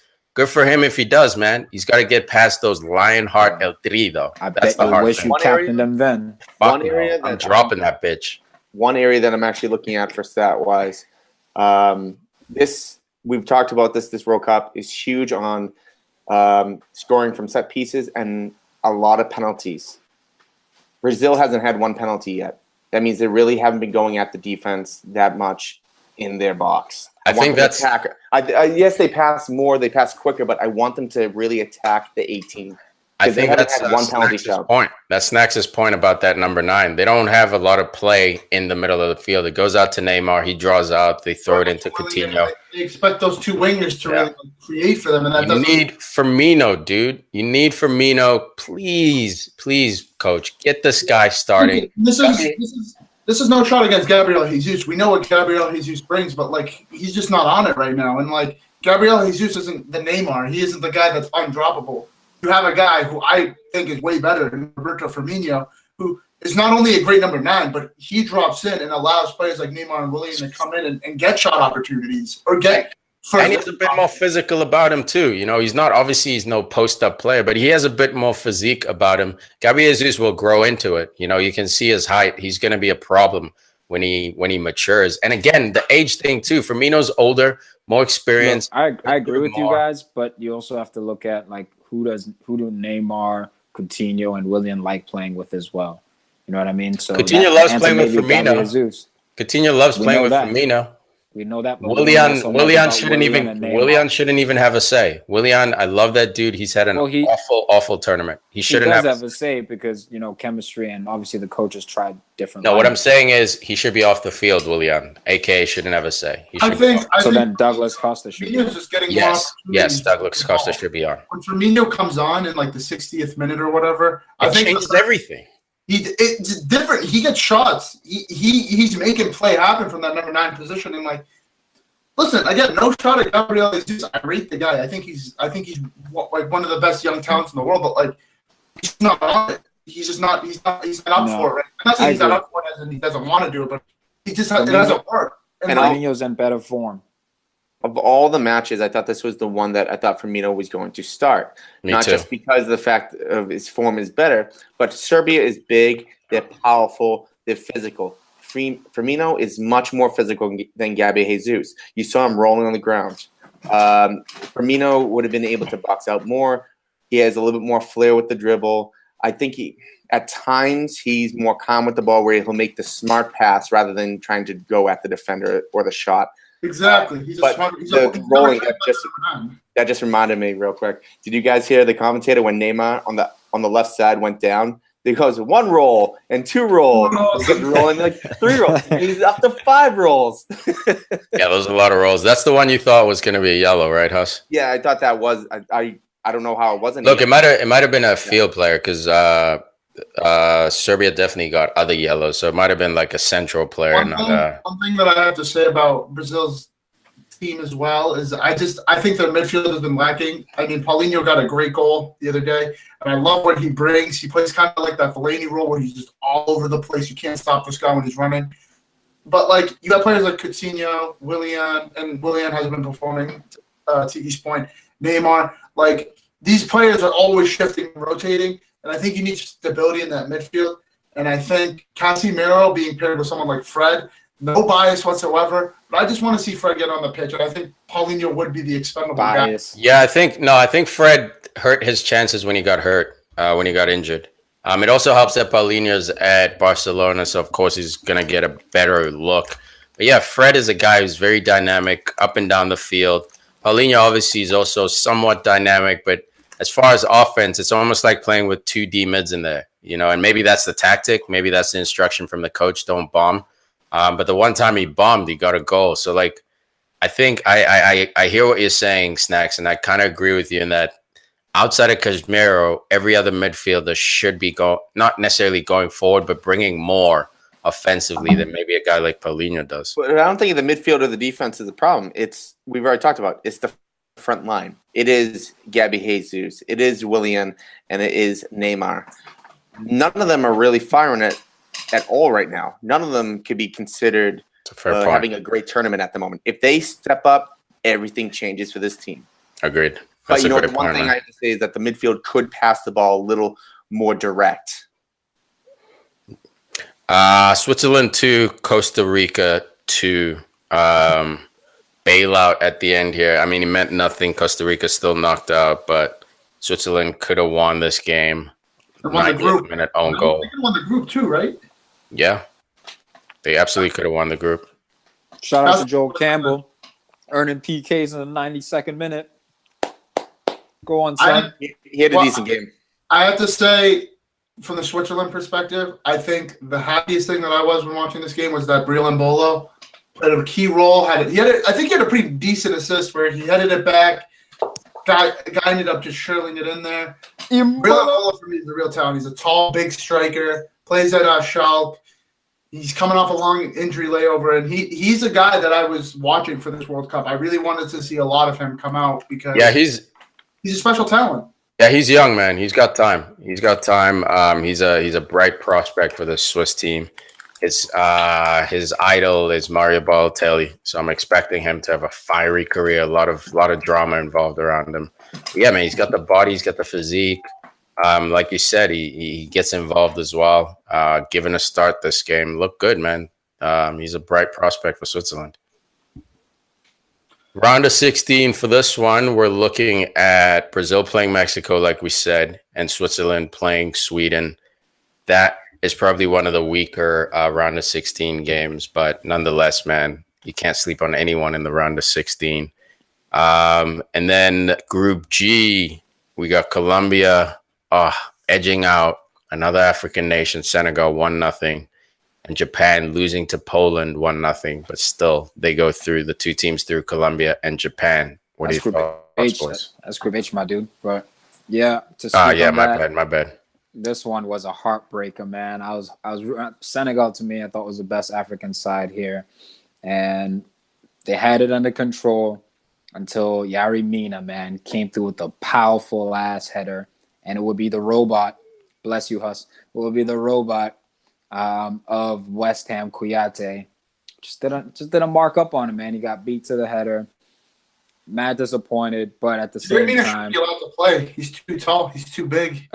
I got mad Colombian friends too, mad Senegalese friends, so I'm split. But damn, man, I wanted to see what Keita Balde snacks, your boy. I told you from the beginning. This was his first game he started, and he was odds on 100% Senegal's best player today, and he got taken off early. I don't know. I rate this manager, Aliou Cisse. He had a great. I thought he really set his team up well to succeed, but. Yeah, that was the one thing. I think when you saw they didn't score any goals, but you saw like the dynamism. I guess is the word. I don't know how to say it. But you see like Mane, he's moving everywhere. Balde Keita, every time he got the ball on the left side, he was taking players on, and like 95% of the time, he was getting by that person. Dude, I think. Go ahead. No, go ahead. And I don't know. I'm heartbroken for this. What did you make of the PK call? That was awarded a penalty kick and then taken away due to VAR. Me? Oh, I think. Okay, listen. This is just me being biased. I thought it was a PK because he did get the ball first, but it looked like on the camera angle that Mane hit the ball, and then Davinson Sanchez just like destroyed this guy's leg. So I thought it was a penalty. I didn't think it was clear for review. I thought they should have went with it, and then. But again, that's just me being biased. I think FIFA cheating. Say it, Snags. FIFA cheating. Yeah, if we want to talk about FIFA, Keita, always on my FIFA team. The guy's light speed, finishes the ball. Senegal looked good. They did. But at the same time, again, it is a set piece. Senegal looked good, but Colombia was able to get that goal. We saw James come out early. It looked like another injury. His replacement, Louis Morel. I don't know how he did not get a yellow card, if not a second yellow in this game, because that first one, it was probably like 75th to 80th minute. He had that challenge in the box to the goalkeeper. He didn't hit the goalkeeper, but his foot was at the goalkeeper's chest. I thought that very well could have been a yellow card because that's a huge danger. We see people get yellow cards for even bringing their foot up to their shin. Yeah, but again, House, this is a World Cup. I agree with you. Over a 38 game season, that is a yellow card, but this is such a tight tournament. You're only guaranteed 3 games. Can't be willy-nilly on the yellow cards. If he made contact, give him a yellow, dude. That's a yellow, but he didn't make contact. It was dangerous play by the definition in the book. But of course, this is a dynamic sport. It's open to interpretation by the ref. But that's the fugazi, and that's why I say FIFA cheats on this. But it's not. But it's not FIFA cheating, man. It's a human being making a decision. This is not FIFA. This is not like. Of course, I know you love your conspiracy theories. Everyone's on steroids, so there's that bias. But this is a human, and you can say, okay, maybe the call is wrong. But to sit here and say FIFA's cheating, I think discredits your intelligence. No, man, I think intelligence, but I think that should have been at least a yellow. I mean, I don't know if you guys can see it. I put it up there. You can't see the foot because it's a little phasey, but fuzzy. Straight dangerous play. The foot is by his number on his chest. Does he make contact? Doesn't matter, but if it does matter in this tournament. It does. There's so many because if the defender keeps going forward, he's getting taken out by a leg that should. So we're playing the if game. I'm not saying this specific. This in every tournament, foul, but there were other fouls as well in which Colombia could have been punished. And the reason why it's so important is because Senegal didn't qualify because of FIFA financial fair play rules. No, it wasn't financial. Not financial. FIFA fair play rules, meaning whoever got the most yellow cards essentially lost by 2 points gets punished. Yeah, so Japan was able to advance because of that. So let's say Colombia got the red card. Senegal would still be out on that, on the fair play rule if they didn't score. I don't think it should be red card. I said second yellow maybe because about 3 yellow. minutes later, because 3 minutes later, Morel took out whoever it was on the right side. I forget who it was. He did a stupid angle on defense, came in, and he took the defender out. It was Mane. I think Can you guys see this? Right there. Took him out. You can see his knee going right into his leg. And he took him out. That's it. Yeah, but there was also an attack where Cuadrado got raped from behind, like straight cleaned out, and I was like, oh, there's a foul. And the ref didn't call it. The ref called a physical game. He was consistent, man. Senegal was playing physical. Senegal got away with some. I would have loved to see Senegal go through, but it's not like this ref was that biased, man. You read up on the stories, there are barely any stories talking about this ref, and that tells you a lot, man. That tells you probably in Tom's eyes that FIFA, assassinated the journalists. They paid him real well. I'm not saying the ref was biased.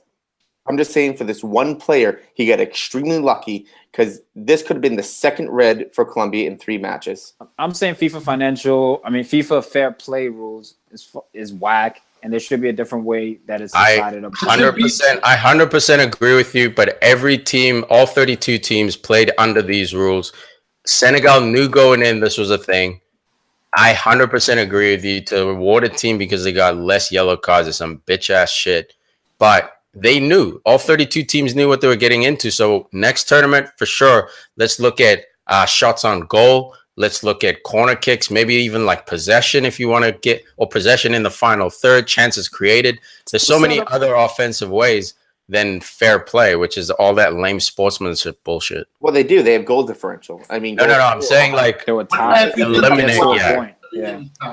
Yeah. It's like the 4th tier. So Senegal should have just got another goal. I mean, it comes down to it.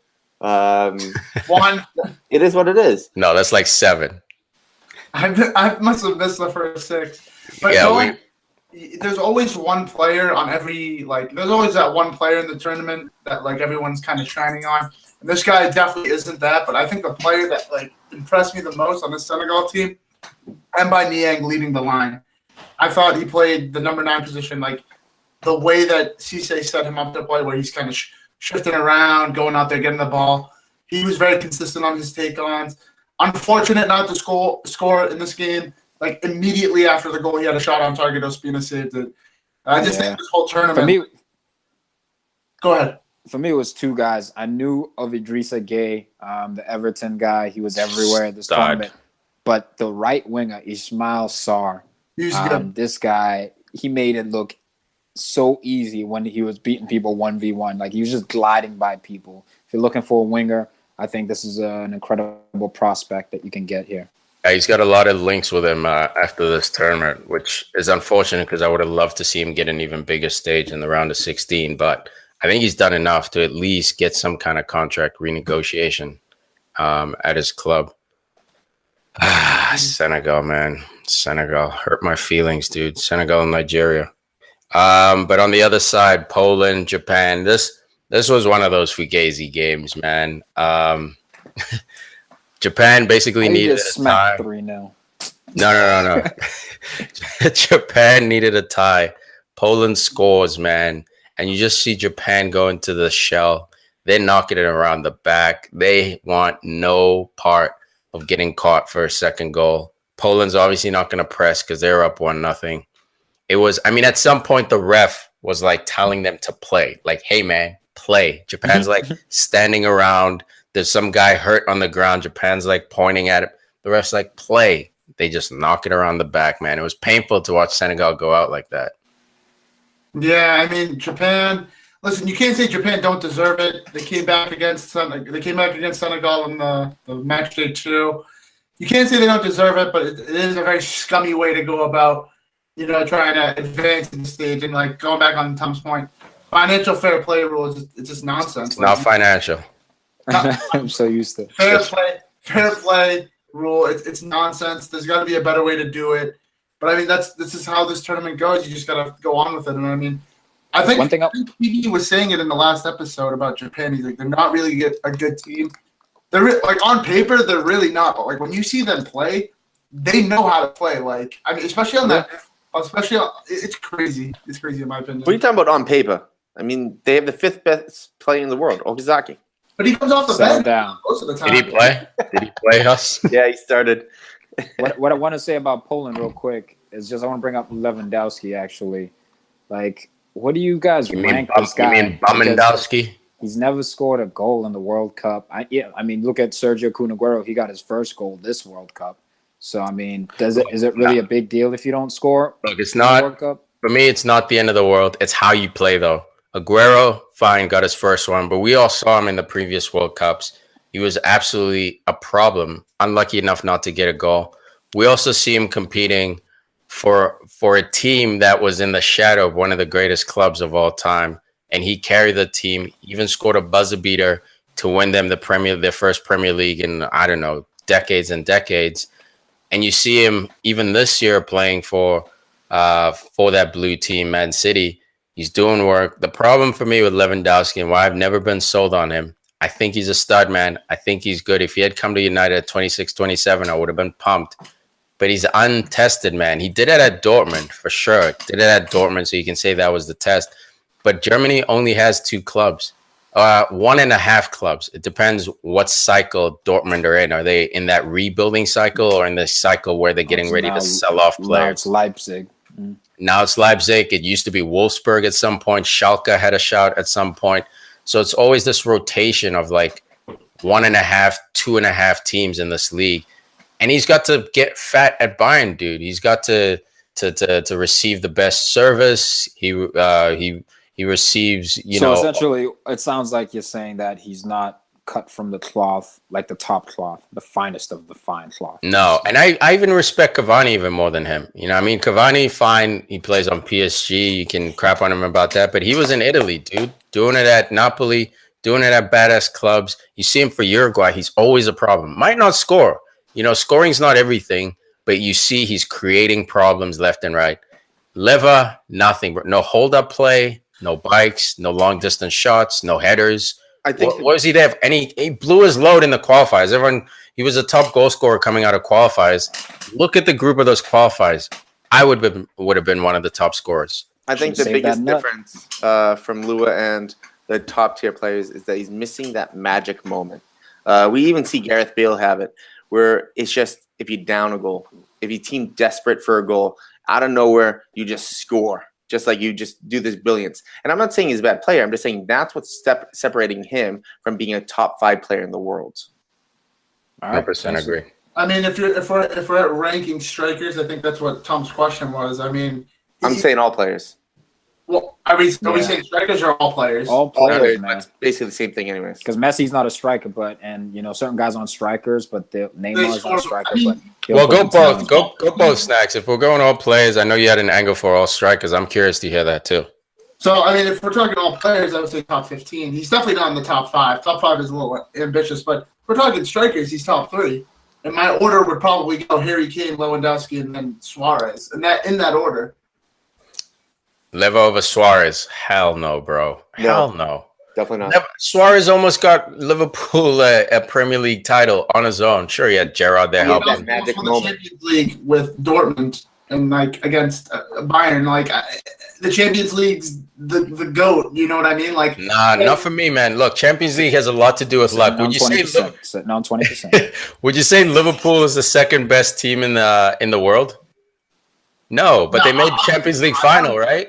No. I wouldn't. It's heavy, man. That tournament is it has a lot to do with form. Obviously, Real Madrid winning it 3 times, that's undeniable. But you can't knock out Barcelona saying Roma's better than that. Like, it's such a I just think form Suarez tournament. can do more for you than Leva can. And he has, man. It. All right, let's get into the round of 16. Sorry, next we're sitting on 20%. 20%. Actually, let's finish up with Belgium real quick. I forgot I skipped a group. Belgium versus England. It ends with Belgium winning. Adnan Januzaj with a class goal. Back. Ex-Man-U. Ex-Man-U, man. I'm happy for him to see this goal. We were talking with Snacks in the group chat. I'm okay with him leaving. Snacks misses him, wishes he was back. But put Danny Rose on his knees. That's another thing. He just doesn't need that we have right now. We need the right winger. He's a good right winger. He's not a good right winger, man. He's an okay right winger. He's got no speed of take on. Snacks has been deprived, yo. Yeah, that's the dude we need. Son. What the hell? So, I mean, when it comes down to this match, there's only two things I really think about. One, Fellaini had an outstanding game. He looked like a force in there. Just have to say. Oh, you mean he looked like himself? No, I'm saying like he really dominated. No, he was different. Yeah, you're saying he dominated like he always does? This is after United fans complaining about how United really hasn't done much. And those are United fucktards. They're not fans. The second thing is after the goal, Batshuayi took the ball and punted it into the post and hit himself in the face. Now, Tom, you're a big fan of Batshuayi, and you say he's Batman. You sure the bat doesn't just stand for bat as in a blind flying rodent? Because the dude can't. Not funny.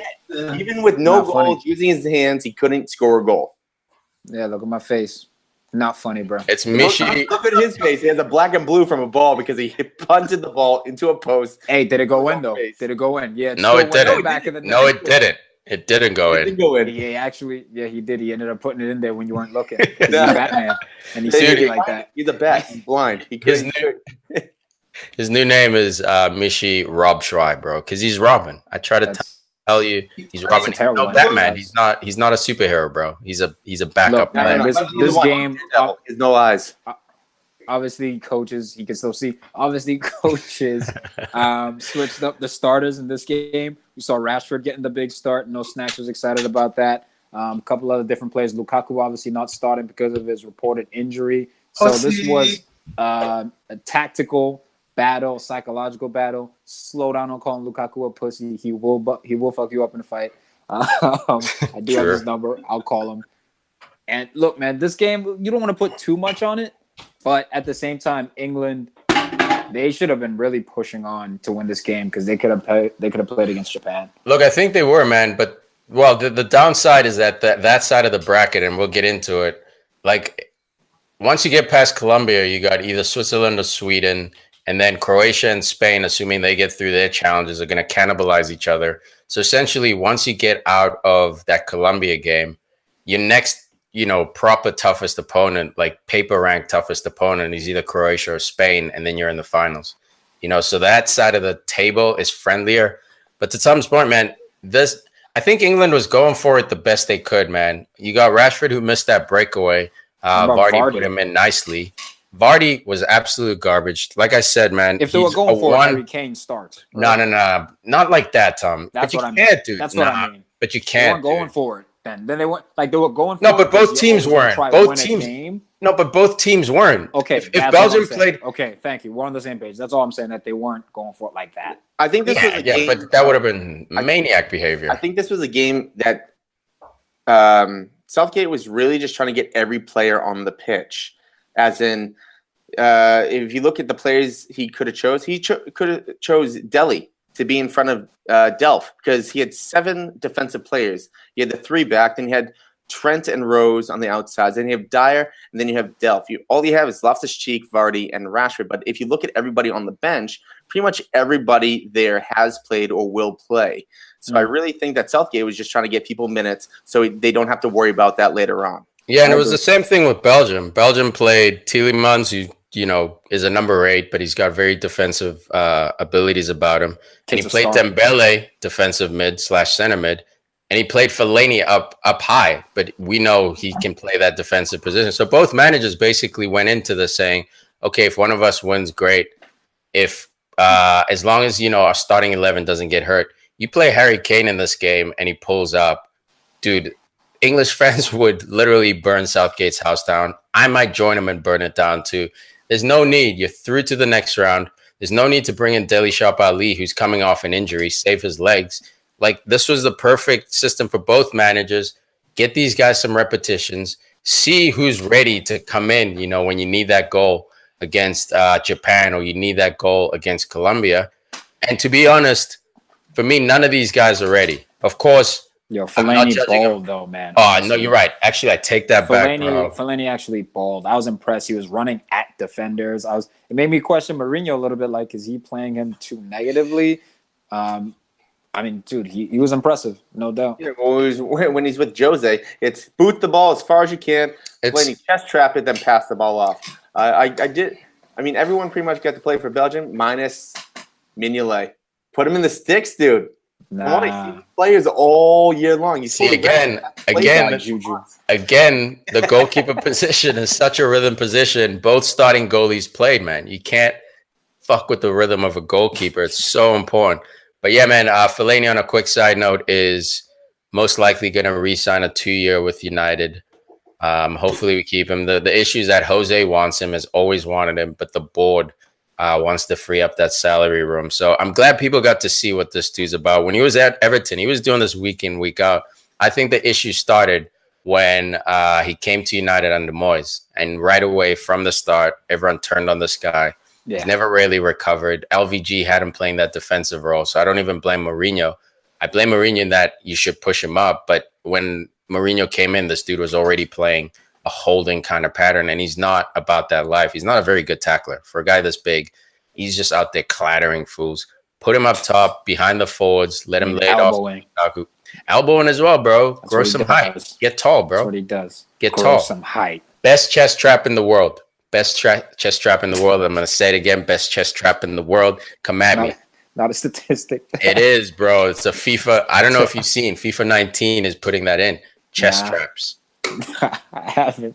And I don't believe it either. All right. We're not even going to talk about the other game. That was squeaky bum time. I am going to mention real quick, though, Kazri scores. Helped me pick up $30 in my daily fantasy in FanDuel. Thank you, Kazri. You stud. Belgium goes on to play Japan, like we said. Colombia will play England. Let's get into the round of 16 real quick. Let's not get too carried away. But we'll open it up. Uruguay playing Portugal, CR7 versus Luis Suarez, essentially. What are you guys' thoughts on this matchup? I think it's. Go ahead, Snap. I think it's Cavani plus Suarez can equal CR7. Okay, that's what I think. And this Uruguay team is going to be difficult for them to advance, but they're so balanced. I mean, their one weakness I do think is in midfield, but with the way Rodrigo Bentancur has been playing, he's been relatively consistent, and he's been getting help in there. Obviously, they can lean on Diego Godin, but you have to go with the Euro winners, Portugal, for me. The way CR7's been playing, he got lucky maybe not to get a red card and be suspended for this game. But I got Portugal going through, man. Dude, man, I felt the same until I actually started to dig into this matchup. Uruguay in the group stage, 3 wins, 5 goals scored, 0 conceded, and I think they have 1 yellow card, which means there were no desperate tackles. Well, they have the Fair Play Award. No. Am I crazy? I thought Jimenez. What about he scored him? the goal? I thought he got suspended. I'm sorry. Yeah, no. They're clean across the board, and I've hated to watch this Uruguay team because they're very. I don't want to say negative, but they're negative, man. They look like a Jose team where, all right, man, if we can get it up top, let those guys figure it out, but we're not giving up a goal today. And it worked, man. They finished top of their group, undefeated, no goals given up, dude. To a team that's so mediocre offensively in that midfield, they're pretty studly defensively in that midfield.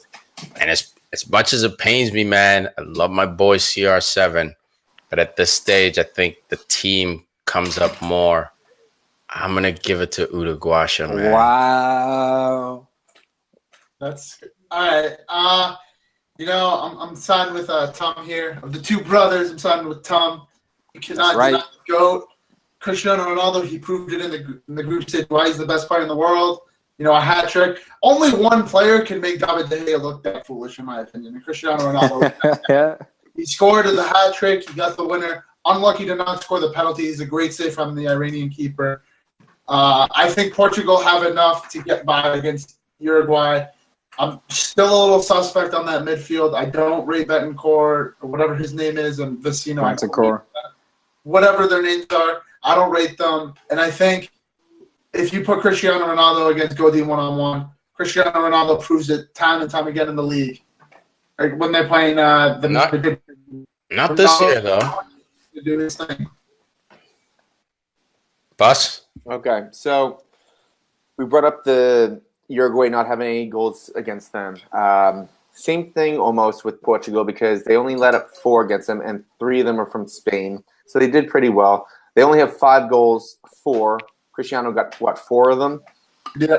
So this is more or less a toss-up, but I believe that Portugal will be allowed to bring another person back because Cristiano is so deadly in so many aspects of the game. I believe that Cristiano, with that magic time moment, I believe the number that Portugal is looking for is 2.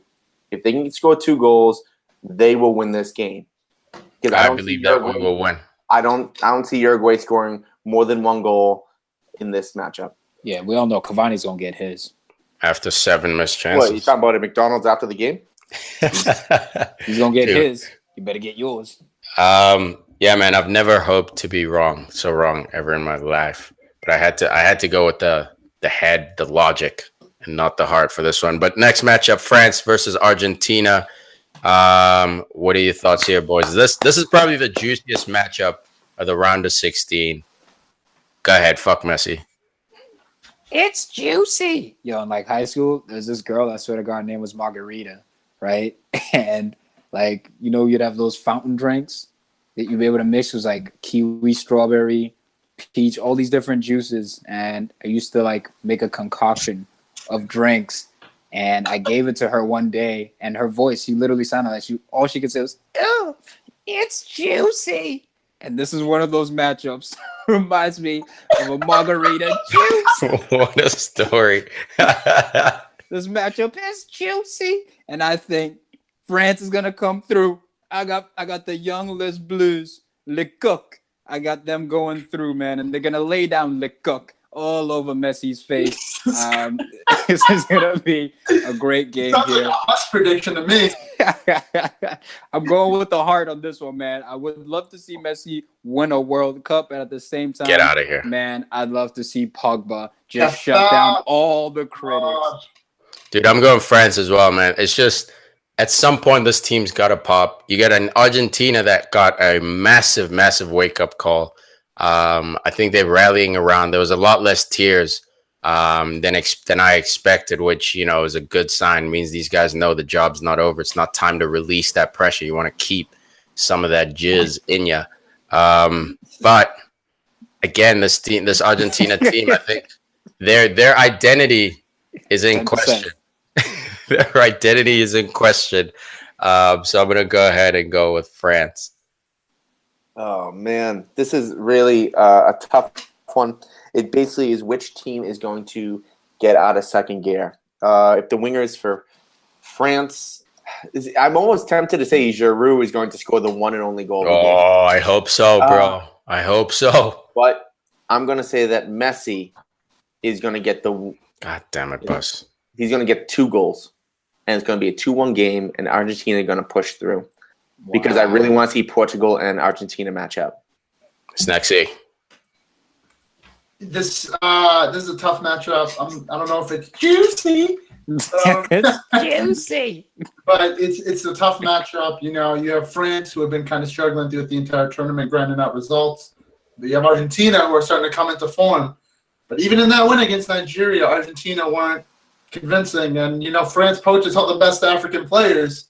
So when you combine 2 and 2, I'm going with the French boys. This is going to be Pogba's coming out party. He loves playing for his nation. Coming out of where? Coming out as in kind of like, you know, establishing himself. Even okay. This is Conte versus Messi. I think that's an understated thing that's happening right now. We got the best defensive midfielder in the world going up against the best dribbler / player in the world, arguably. And Conte plays defensive midfield. Messi, yes, he plays on that right side, but he drifts into that central position. I just think going with everything considered, I think it's somehow, some way, Pogba's going to be massively influential. I think Kylian Mbappe is going to get a goal. He's going to do the the stupid stance he does when he scores. Not stupid. It's baller. He looks like Franklin the Turtle, to be honest with you. When Looks he does, like, Hey, he's shouting out his little brother when he does that. Fingers after the armpits. what happened? It's like Systematic Clearance, SNL. He puts the fingers underneath the armpits and then sniffs them. Jeez. You guys don't know SNL? Nah, that one went over our heads. How don't you know SNL? No, We know SNL, bro. We That just don't skit. know that skit. It's one of the, okay. Well, you don't know SNL. Then. Look, there might be people out there who are just dying right now, just ruffling. Just No, I'm not saying dying. Bro. LMAFO right now. If you are, man, give Hussey some support. That one for us crashed and burned. He needs it. Yeah, he needs some support. But it might be funny, man. It might be over our heads. We might be the dummies missing the joke. Brazil, Mexico. Dummy. Brazil, Mexico. I'm gonna be short and sweet here. El Tri have the pasión, they have the heart, and they have the belief. They're gonna do this for North America. They're gonna do this for CONCACAF. They're gonna do this for Tiki Trump. going with the upsets. They're gonna go for Trump. They're gonna show Trump they're about this life, jumping over walls. What wall? I'm going with Mexico over Brazil. Wow. Okay. So, oh man. Let's get right into this. France Argentina will be the heavyweight matchup. I think Brazil and Mexico are going to be the most entertaining matchup of the round of 16. The enthusiasm that Mexico has, this is going to be tough, but I think Brazil is going to edge out because because Mexico is going to bring the best out of Brazil. This is going to be the hardest matchup that Brazil has. And even if, well, I was going to say Belgium's next. About to say, dog, it doesn't get any easier from here. But at the same time, this is the perfect time for Brazil to play Mexico because they need that little extra kick in the butt. So I do believe Brazil has the talent to get through, but hopefully they can take some of that Mexican energy with them. Those jump. So who do you have, Us? All right, Brazil. So I think it's going to be a 2-1 matchup. Thanks. Brazil. The pressure, the pressure's on Brazil because they're the favorite, but at the same time, the pressure's on Mexico because the last time, I don't even recall the last time they've made it out of the first knockouts phase or the round of 16, if you will. So they have a lot of psychological and historical pressure there to be the team who actually goes beyond the first knockout stage. So both these teams will have pressure. I just think Brazil, they have the quality. And I think at the end of the day, the quality will shine through. I got Brazil. Yeah, man, that's a great shout. I think Mexico plays with quote unquote less pressure because they beat Germany, man. So like that innate belief is in them. Yes, obviously the pressure of history, but this isn't a Mexican golden generation for me. If they hadn't beat Germany in that just a show of heart, I'd easily go Brazil, man. But because I've seen what they can do, and they always play up to competition and down to competition, aka Sweden.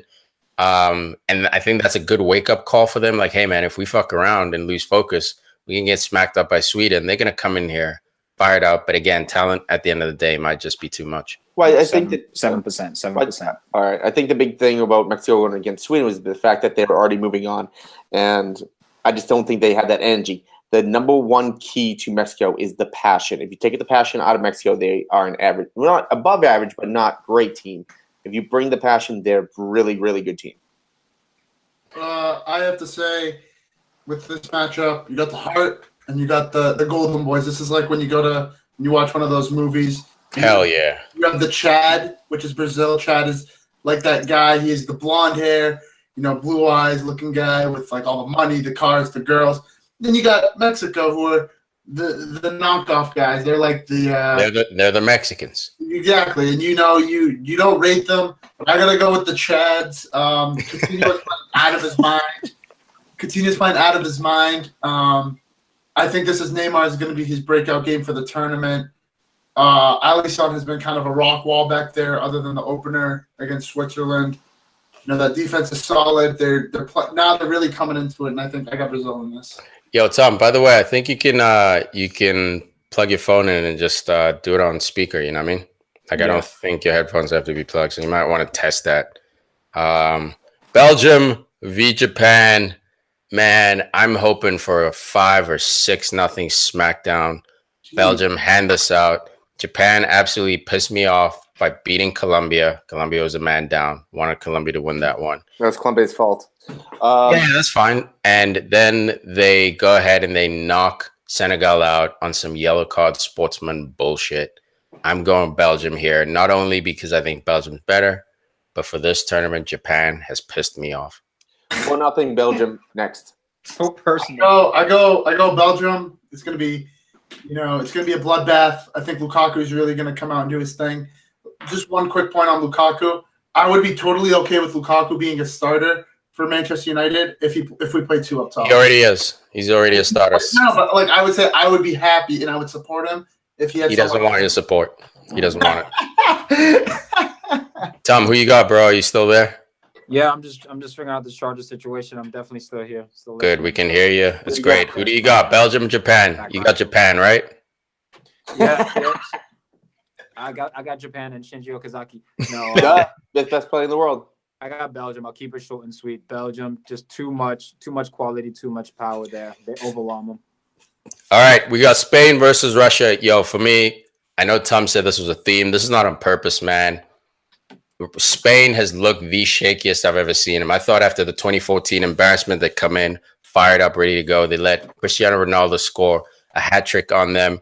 They then go on to squeak out games after that, squeak into the round of 16. They're playing Russia, the hosts. I think this is a perfect matchup for Russia. Russia is a team that enjoys giving away possession, the possession stat, and they sit back in. They have 2 or 3 players who are pretty class on the ball on the counter attack. I'm saying Russia in penalties. Russia goes through over Spain. You're reading my mind right now. I was going to say 2-2, and then Spain gets the goal in extra time. So we're in the same area, dude. Tiki, we're sharing the same brain at the moment. So they don't win in PKs. No. We're not on the same page. Not in the first 90. You had me thinking I have a partner here coming down with me to pick the Mother Russians. No, you still pick Spain, bro. God damn it. Yeah, but we're close. I'm going with Tiki. This is my first upset prediction. I'm going Russia. PK and Ramos they've both looked terrible. Iniesta's looked like a shell of himself. He has those moments, but he's showing his age. How dare you, Snacks? David De Gea is not playing like the keeper that we know him at Manchester United. That's fine. He can do whatever he wants at Spain as long as he brings the goods to United. And I think having the host nation just showing listen, Golovan's balling. They've got other players that are balling. I think Russia's going to do it. I think Russia's going to score in the 92nd minute. I don't predict overtime. And it's going to be wild. It's going to be extra time. Go ahead, Stack. In extra time. I don't think there'll be any extra time. And I think Russia are going to do it. It's going to be mad. It's going to be mad. Oh, wow. You guys are bugging. Look, man. Spain, again, we mentioned Croatia as the best midfield, or arguably the next best is Spain. I don't see Russia having 40% possession in this game. I think they'll be limited to about 30 in terms of the possession. Now, can they do something with it? There's a chance, but the way Iago Aspas is coming on, Diego Costa's been playing, Isco has been balling. You got guys like Marco Asensio coming in off the bench. Yes, Sergio Ramos didn't have a great game, and nor did David De Gea, but there's a lot more positive, I think, going on with Spain than there is negative, especially considering how their tournament started with their coach being fired and Fernando Hierro coming in. And I just think that, again, I think the quality will prevail in this matchup. Cool, man. Croatia versus Denmark, probably the more, I don't know, for me, this is more well-balanced. Obviously, Croatia comes in as the favorites playing against Denmark. I think they'll have enough to squeeze past the Danes, but I think this is going to be a tight one, man. This might be a late goal kind of game, might even be an extra time kind of game, as Huss would say. But I have Croatia squeaking by Denmark in this one. 2-0 Croatia. They had 7 goals for, 1 against in the group.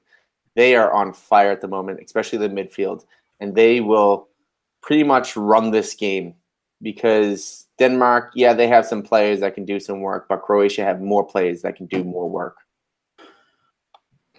That's right. That's right, cuz I'm with you, Brett. They'll do more work. Shit, but they're gonna do more work, man. I gotta keep a straight face to that whole thing. I'm going Croatia. I'm taking Croatia as well.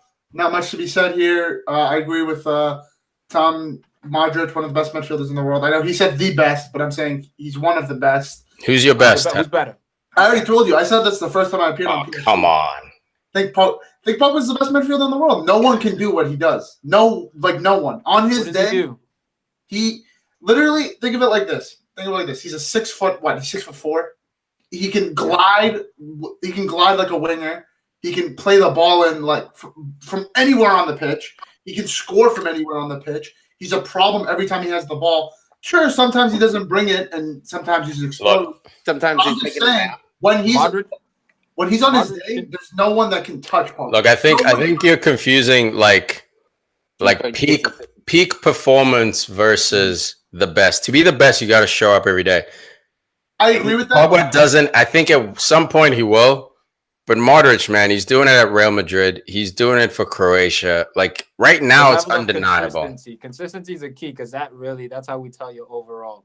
And although when Pogba is on fire, no one may be able to touch him. You can't argue that Modric does everything that you just said. Plus, he's a better defender than Paul Pogba. I think what Modric does is amazing, but when I look at the best, I look at and I agree, consistency is a big thing. If you're not consistent, like I tear Ozil in all the time when I talk about consistency. So maybe I'm being a little barbaric. Maybe I'm jumping the gun a little bit. But when I watch Paul Pogba play, and he's on his day, he does not do one thing wrong. And I'm not saying Modric does or Toni Kroos doesn't. I'm not saying that. His day is all the blue moon. Modric's day is every 2 games. And when all of them are on their day, they never make a mistake. All of them. Listen, you asked me. That's why we talk. They're on their day. I don't need this abuse right now. My boy Pogba already takes the heat of it. All right? You know what? I like that you're ride or die with Pogba, man. I wish you were the same with Lukaku, who's putting up much bigger numbers than Pogba, but whatever. Sweden versus Switzerland. Man, this might be a snoozer, but the good thing is this is a round of 16 matchup. There are no snoozers. This is a chance for this team to live another day. I'm going to say, man, this is tough. This is tough after I saw what Sweden did to Mexico, but I'm going to give it to Switzerland only because they have an X factor in the little kid. Yes, that's exactly what I was going to say. Granit Xhaka. No, Shaqiri, man. This dude, he's a big game player for his club Stoke. Current club. He'll probably move after this. But he's been a big game player for them for a long time. He tends to be a little bit more lazy over 38 games. But as you've seen him over the last 3 games, there's no laziness about him when he plays for Switzerland. And I think this is going to incentivize him. I think deep down inside, they didn't expect to go through this group. You know, obviously they tried to. They visualized it, blah, blah, blah. But the way it happened, there was a bit of luck involved. There was a bit of good fortune. The gods smiled down on him, and I think they're going to appreciate that and pump Sweden. I'm going with them as well because it is Shaqiri. It's Shaqiri time, basically. The guy has muscles for days.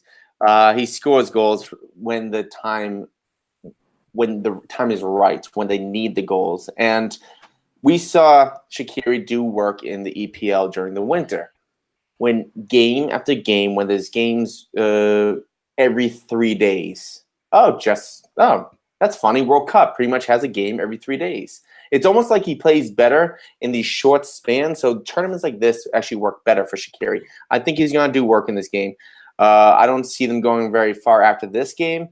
But at the same time, I don't see Sweden countering the Switzerland. Rather than the Switzerland. Swiss cheese. The Swishy Swiss? I'm going to go with the Swiss as well. Keeping that theme of following everybody. That's what I've been doing for most of the groups. Pussy. But I just wanted to comment, Huss, on your point. I agree with you completely. Shaqiri is that type of player, but like you can argue that with everyone. When you're playing, like when you're on fire, all you want to do is keep going and you want to continue that form. So I mean, that's a very valid point of it seems like he does better when there's games in like 2 days and 3 days. That you can argue that for any player, and like maybe this tournament it's evident with Shaqiri. But I think the Swiss are going to go through. Granit Xhaka, when he puts on that Swiss jersey, he's just a better player. I don't know why it doesn't work for him at Arsenal. I'm glad it doesn't. Because it's a garbage club. Same thing with Shaqiri. I'm not totally sold on him in the Premier League. I know he's really the only person at Stoke, but he's surprised me a lot. I know. I was kind of dumbfounded when Tiki said he was world class. I was kind of like, you're nuts. But no. I said he had world class performances. I don't think he's world class. And he's proven it. I mean, that goal he scored against Serbia. I mean, like I was like, wow, like that's a big game player. That's big. He's a game changer. He's a game. And like I said from the beginning, Breel Mbolo, I'm not sleeping on this guy. I know he's gonna have a goal this tournament. I think Sweden is the perfect opportunity for him to get the full 90. They need to go with him. They need to trust him. Him and Shaqiri in the link-up play. Xhaka doing his thing. Their defense has been kind of shaky. They've let in a good amount of goals, but I think they have the quality to see them through. That's why I won't trust Switzerland. I almost picked them actually to be my dark horse as far as the round of 16 dark horse, but I'm actually going to lean with the Swedish fish. I'm going with Sweden, and I think I think they got the juice. I think they got the juice right now after smashing Mexico 3-0. I think they're definitely feeling good about themselves. But I also trust Emil Forsberg and Berg, the number 9 for Sweden, just a little bit more than I trust the attacking line of Switzerland. Although Switzerland can be a frustrating team to play against with that in that midfield, I do think Sweden just has that extra gear and the form and the juice going right now. Man, that's Sweden. I hate Berg or Bjerg. Had him in Matchday 1, top scorer and qualifies for Sweden. Dude misses from inside the 5, bro. That guy can go ahead and pack his bags. I'm tired of him. But Forsberg, to your point, Forsberg is a baller. We're waiting for him to wake up. He's at RB Leipzig. He told them he doesn't want to be at that club next year. This is the game for you, bro. You're playing for the James Rodriguez highlight. Arsenal. What's up? Been linked heavy with Arsenal. He's always linked with Arsenal. He was linked with Liverpool at some point. Every player in their mama. Yeah. Well, some of the mamas I would take. So, anyways. Whoa. Cool. What that mean, man? What that mean? Just taking people's mamas? So, all right. Honestly, what do you think? Do you think Ibra is watching these games and he's cheering on Sweden, or is he just like he kind of hopes they mess up so they can be like, "Oh, we missed him. Or we want him." I think he's probably not even watching the games, to be honest. Wait, you think he's surfing? Yeah, he's doing his thing, man. I don't think he's hating on him. Like, I don't think he's vindictive like that. I think the person we know him as is a character, and he plays that up. Right. Of course, a piece of him, there is a real piece of him who, with that kind of arrogance, you don't become a player on that stage without that kind of arrogance. The difference is some players hide it better than others, but I don't think he's that invested, dude. I don't think he's that invested. Ibrahimovic is misunderstood, much like CR7.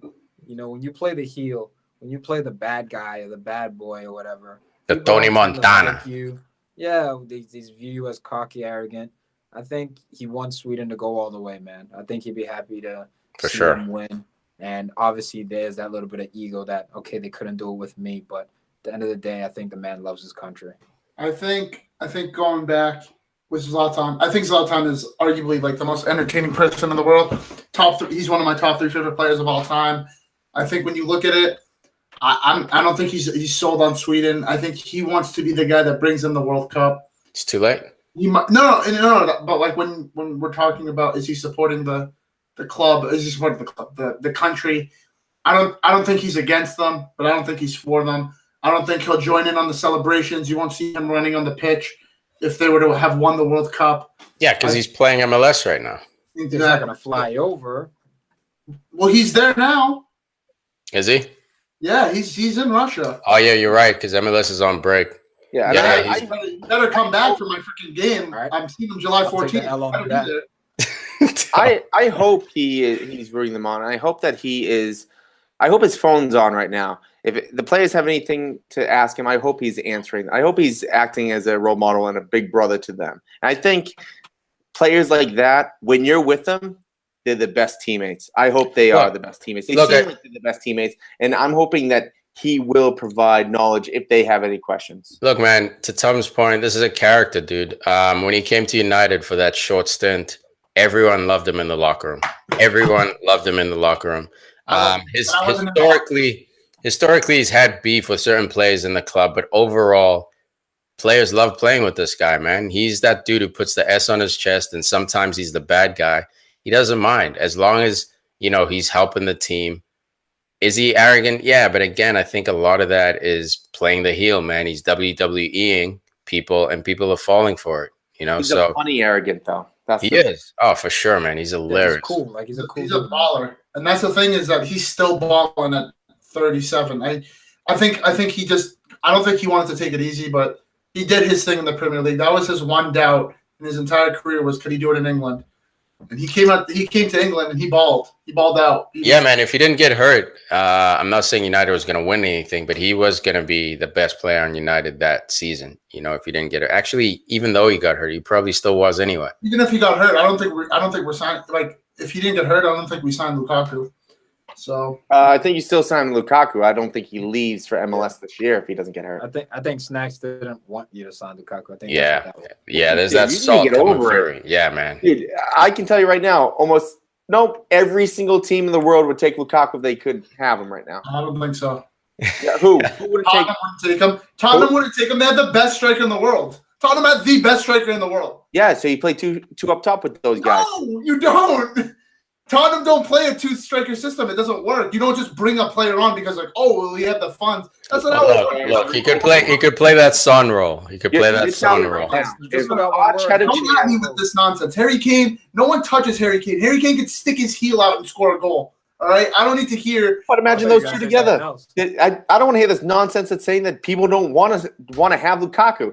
He might be probably the best young striker in the world. Why didn't Real Madrid come in for him? Why didn't Barca come in for him? Every team, and there's three super teams that didn't come in. There's been links with Lukaku and Real Madrid. There have been rumors out there. Well, then why didn't they go out for him? Why didn't they go for him? Dude, they might because he was untested, man. United took a risk on him, bringing him from Everton. I'm telling you, Snacks, if this guy puts up 32 this year. He's got over 20 goals in the 35. So I mean 35. Look, if he puts up 35, man, people's ears are gonna raise. No one's gonna prime from United's hands, so there's no point. We just bought this guy, put up 26 in all comps in his first year at United. No one's gonna. It doesn't make sense to go after him. It's too early. In 2-3 years, if he keeps this form up, you'll see those links, bro. It happens to every United player that pops, gets linked with Madrid, Barcelona, Bayern, because there's nowhere else to go. From United, unless you suck, you go down. He will, bro. But I think, like I said earlier in the show, if Lukaku would have been playing two up top, like Hus was saying, I would like him way more. I just don't like him as a lead-along striker. Yeah, whatever, Snacks. In England right now, and if Pogba leaves, he goes where Pogba goes. I don't believe that. Colombia versus England. The Brits. Tough matchup here for the Brits. Easier side of the bracket, but they need to get past the Colombians. I got England getting through because of one dude, basically, man. Obviously, it's going to be a team effort, but Harry Kane, it's near impossible to game plan this dude. If England gets the first one, I think Colombia will struggle to come back from that, especially with James Rodriguez going off in the first half. In the Matchday 3 game. Very tough for Colombia, so I got England. You scared me there, man. I thought you were going to say Hesse Lingard instead of Harry. I know, look, but the thing with Hesse, dude, he's a big stage play. He scored 2 FA Cup winners. He had that Schürrle in Matchday 2 as well. Again, that was a bit of a blowout, so I don't put too much credit. I'm ready to say he played well in big games. I'm not ready to call him a big game player yet. Fair enough. If he does something this game, we might have to revisit that. I mean, call me a fool a bit, but I'm kind of buying I'm kind of buying the England hype in the early stages, at least. So I'm going to say it's a 3-1 victory for England. I'm going to go with England as well, and I'm bigging up Jesse Lingard. I think. Listen, I know Harry Kane's stealing all the plaudits. You know, he scored with his back heel. That's how good he is. I think Ruben Loftus-Cheek has been unreal this tournament. Maybe not so in that Belgium game, but he glides. He's a gazelle. He was nice. I thought Trent had a good game. But Jesse Lingard, for me, all the pundits are saying it, and I'm not saying I agree. I say this because I agree with the pundits, but Jesse Lingard, for me, I don't agree with what Tom said. I think he is a big game player. Big games, big moments. I'll give you an example. It's not exactly a big game, but, we're playing Watford. We're up 2-0. They come back. They're on the front foot. They're going to come back. Messi Lingard takes the ball from our half all the way through the half, scores. Chelsea, he scores the winner. Tiki was talking about all the FA Cup winners he scored. He's a big game player, man. He scores these goals. The Schürrle, and I think like 2 or 3 games. No, the difference, Tom. The difference is that he is not the type of player you go into a game and game plan, but he's the type of player who factors in the biggest games. He might not always get a goal, but in what has come to be United's biggest games, Jesse Lingard has played some kind of role in it. And yes, it's not YouTube highlight worthy, except, maybe the finishes are. But as far as the rest of the performance, he's always involved, man. So I understand in the typical description of big game player, fair enough. But Aguero, since that that buzzer beater goal he scored, I haven't seen him score in a cup final. I haven't seen him score. I mean, Batshuayi as well bailed out Chelsea when they won the league. So it's very rare that a player. Give me a sample size. I want a larger sample size. That's my thing. No. What I'm saying is comparing him to other players. This is his breakout year, and he's had big moments in big games. He's done it for the 2 years, though. Yeah, he's done it for 2 years. Quietly. I would biggest stage, and Man United was in the Champions League for 1 out of those 2 years. And against Sevilla, where were you at?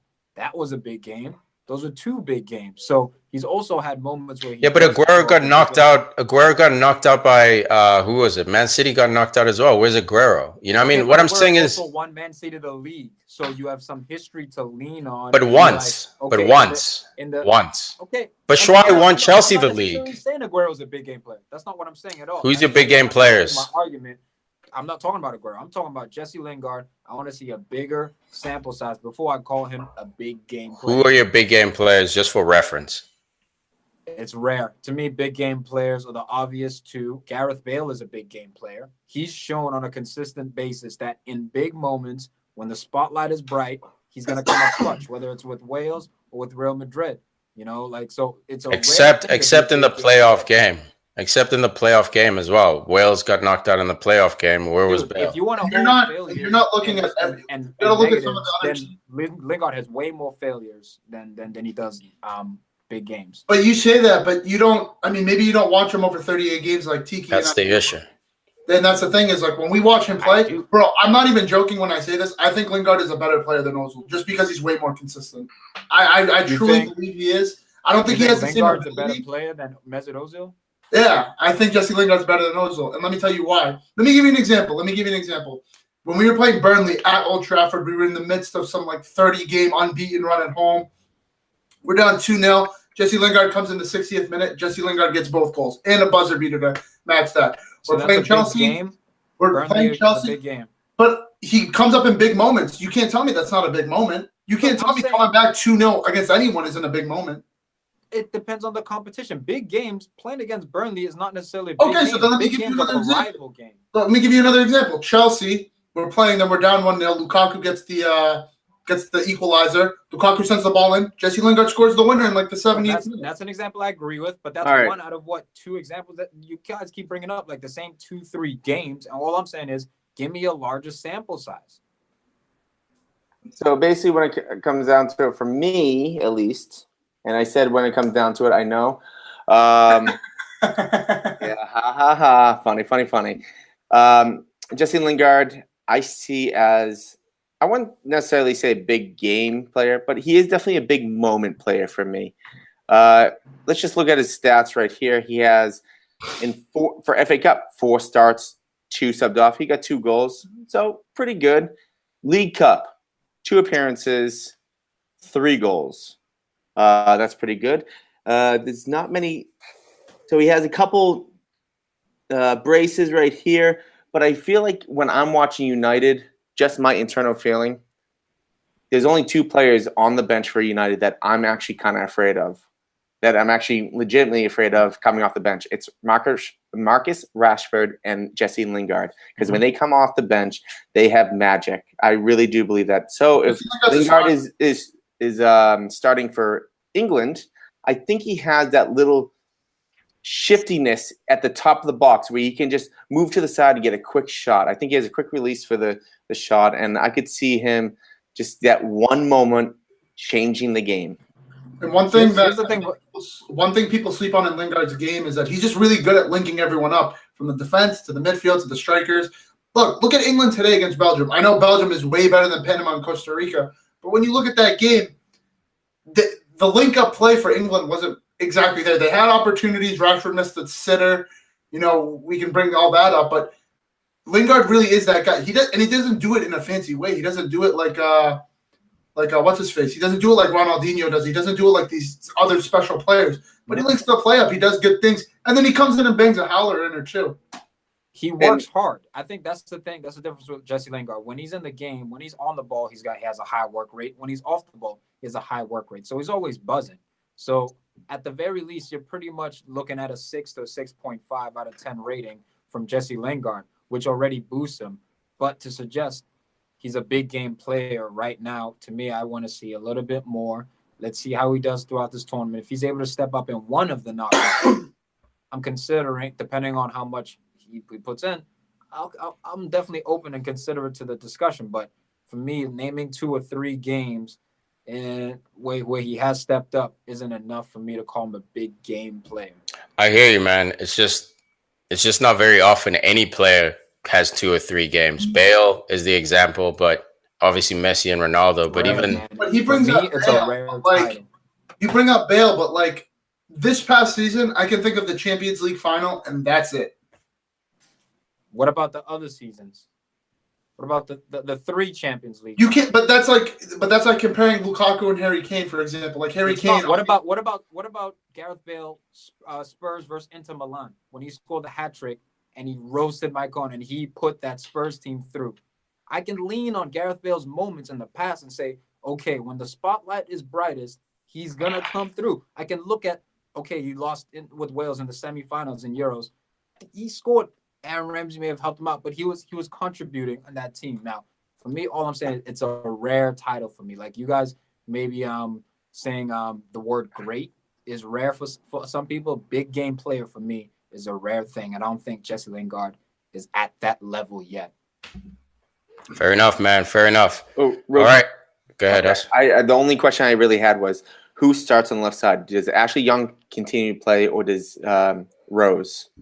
Look, I think based on what Januzaj did, it's going to be Ashley Young. The reason they put Ashley Young in there, and I know everyone complains you don't get enough offense. He's not on there for offense, man. He's on there for experience and to cover that. He's on there to cover exactly what Januzaj did. He's a right-footed player playing on the left side, which means he forces you to go outside. Danny Rose is more comfortable on his left foot. He thought Adnan Januzaj was going to take him line for the cross. I don't understand why Rose bit so hard on that play because Januzaj is a left-footed player. So for that, if that play doesn't happen, I would probably say Rose plays because he's just so dynamic. And I'd love to see him at United, by the way. So I'm not crucifying for that goal. What I'm saying for a knockout tournament, the guys you start, sometimes you're starting a guy to disrupt the opponent, not necessarily to help you win. If I'm English defenders, listen, I haven't been a supporter. I have to watch it all the time, being a Man United fan. And I don't think Ashley Young's a good left back. And no shots against Danny Rose for that goal. Come on, bro. Based on what? Listen, bro, I watched that Tottenham game where we conceded a goal in the first 30 seconds, and he was 100%. Dude, that was Matic, man. You watch Matic jogging back. That was 100% Matic. Matic is a ball one in the air. Ashley Young's a left back. He's a full back. But he should come. He didn't come in, and then he just. Bro, Mourinho even said after that game, he said, we worked on this in training. We worked on it in training because Tottenham do it 7 out of 10 times. That's how they start every game. I just don't think Matic literally jogs, bro. Matic being 6'4", you're gonna crucify a guy who's 5'8" over a guy who's 6'4". Let me give you an example. We have 2 failed wingers as our fullbacks. One of them happens to be at one point one of the best in the world, and you have Ashley Young You can't make that argument for him. Dude, we've had the best defense for the last 3 years. Ashley Young rarely gets beat. Does he provide offensively? No, because he always has to cut it back to his right foot. So that's his one critique. But dude, when he went against Hazard as well, he shut down Salah. We put Salah on Ashley Young. Ashley Young versus Salah was a matchup that was on purpose by Mourinho. Salah didn't score in 2 games against Ashley Young. Ashley Young gets crucified, man, and I don't get it. There's 2 reasons I don't think Danny Rose starts. One is that form thing that we're talking about, right? So he's not like I guess he's in match shape, but like not really. Not yet. Nah, he's not. He's not in full 90-minute shape, right? So Ashley Young has played an entire season at the position. He's in full 90 type of shape. And then the other thing is it's not just experience, it's more so consistency. Danny Rose looked really good in the first half, but then in the second half, he looked so bad. Awful.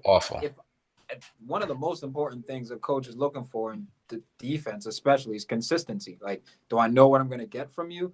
He may not be as explosive as Danny Rose is at that position because it's not his natural position, but I think Gareth Southgate's going to lean with Ashley Young. I'd be surprised if he's and defensively, he's just been more sound, man. Offensively, yeah, Rose gives you that bombing run, take people on, serve the ball.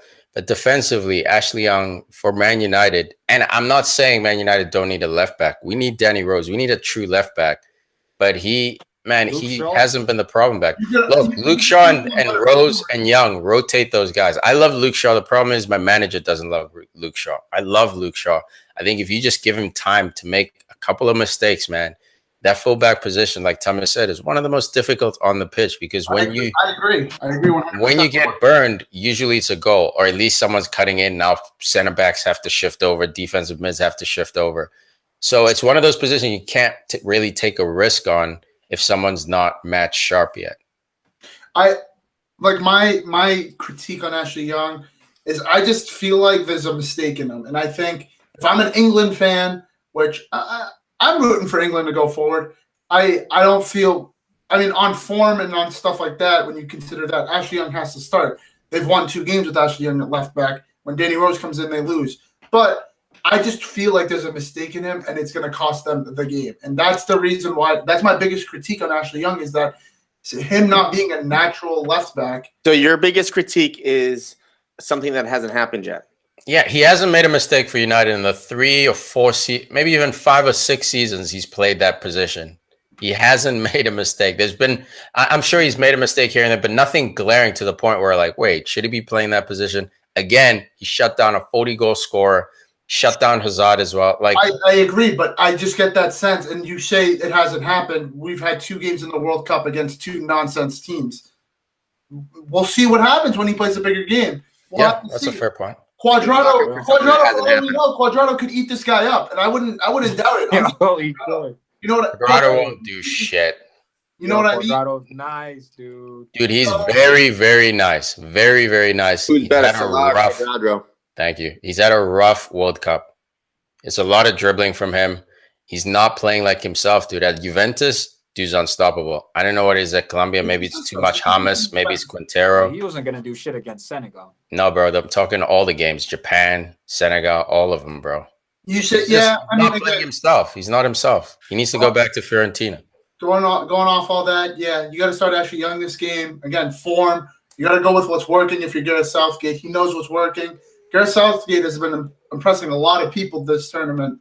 I didn't have any faith in him, but he's brought on a lot of nonsense names that I didn't think would come good. So the only nonsense name he brought on for me, to your point, Snacks, and I was a bit confused, was Maguire. And I'm eating my words. There's no nonsense about this guy. He can dribble out the back, which I still don't understand how a size 15 shoe guy can have such nimble feet, dude. He's an ogre too, bro. And he's got ladders. I mean, this guy might be the hero of England in a few years, man, or in a few World Cups. Or Liverpool. You're so proud of that one. You had to woo your own statement. That's great. All right. Anything else before we wrap up? Yes. We haven't touched on it yet, really. So, I mean, after the group stages, I really just want to touch on fantasy. I'm just going to do the top 5 scorers. We got Brazil. I think that's Bruno. His overall score is 149. He's leading the pack. And we got D. Esterkin, Why Always Me? That's my boy from work. Second place, he's 142. We got Bingo Bango, which is me, in third place at 129. McPunny 11, fourth place. I think it's McPuny. McPuny at 126. And then J Mosh 777, Team X, in fifth place with 124. Sick invite to the league, guys. Sick invite, guys.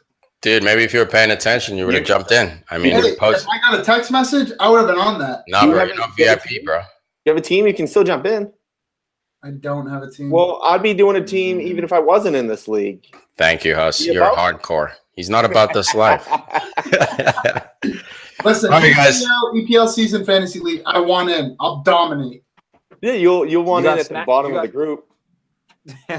Yes. You got Al's predictions real quick? Yes, I do. Let me read them off real quick for audio evidence. Al's got Portugal beating Uruguay. He's got France beating Argentina, Brazil beating Mexico, Belgium beating Japan, Spain beating Russia, Croatia beating Denmark, Switzerland beating Sweden, and England beating Colombia. He went with the favorites. He went all favorites. All favorites. All favorites. And look, it's the World Cup, man. This is when the big dogs wake up, so anything is possible. Viva la Mexico. Lego. There's always a little dog. There's always a little chihuahua in there, bro. A little chihuahua in the mix. I had the same picks as Al, so. Pussies. No. All right, guys. Right. Thank you for correct. Thank you for joining us. We appreciate it. This wasn't quite 3 hours, but we hope it was full of meat for your bones.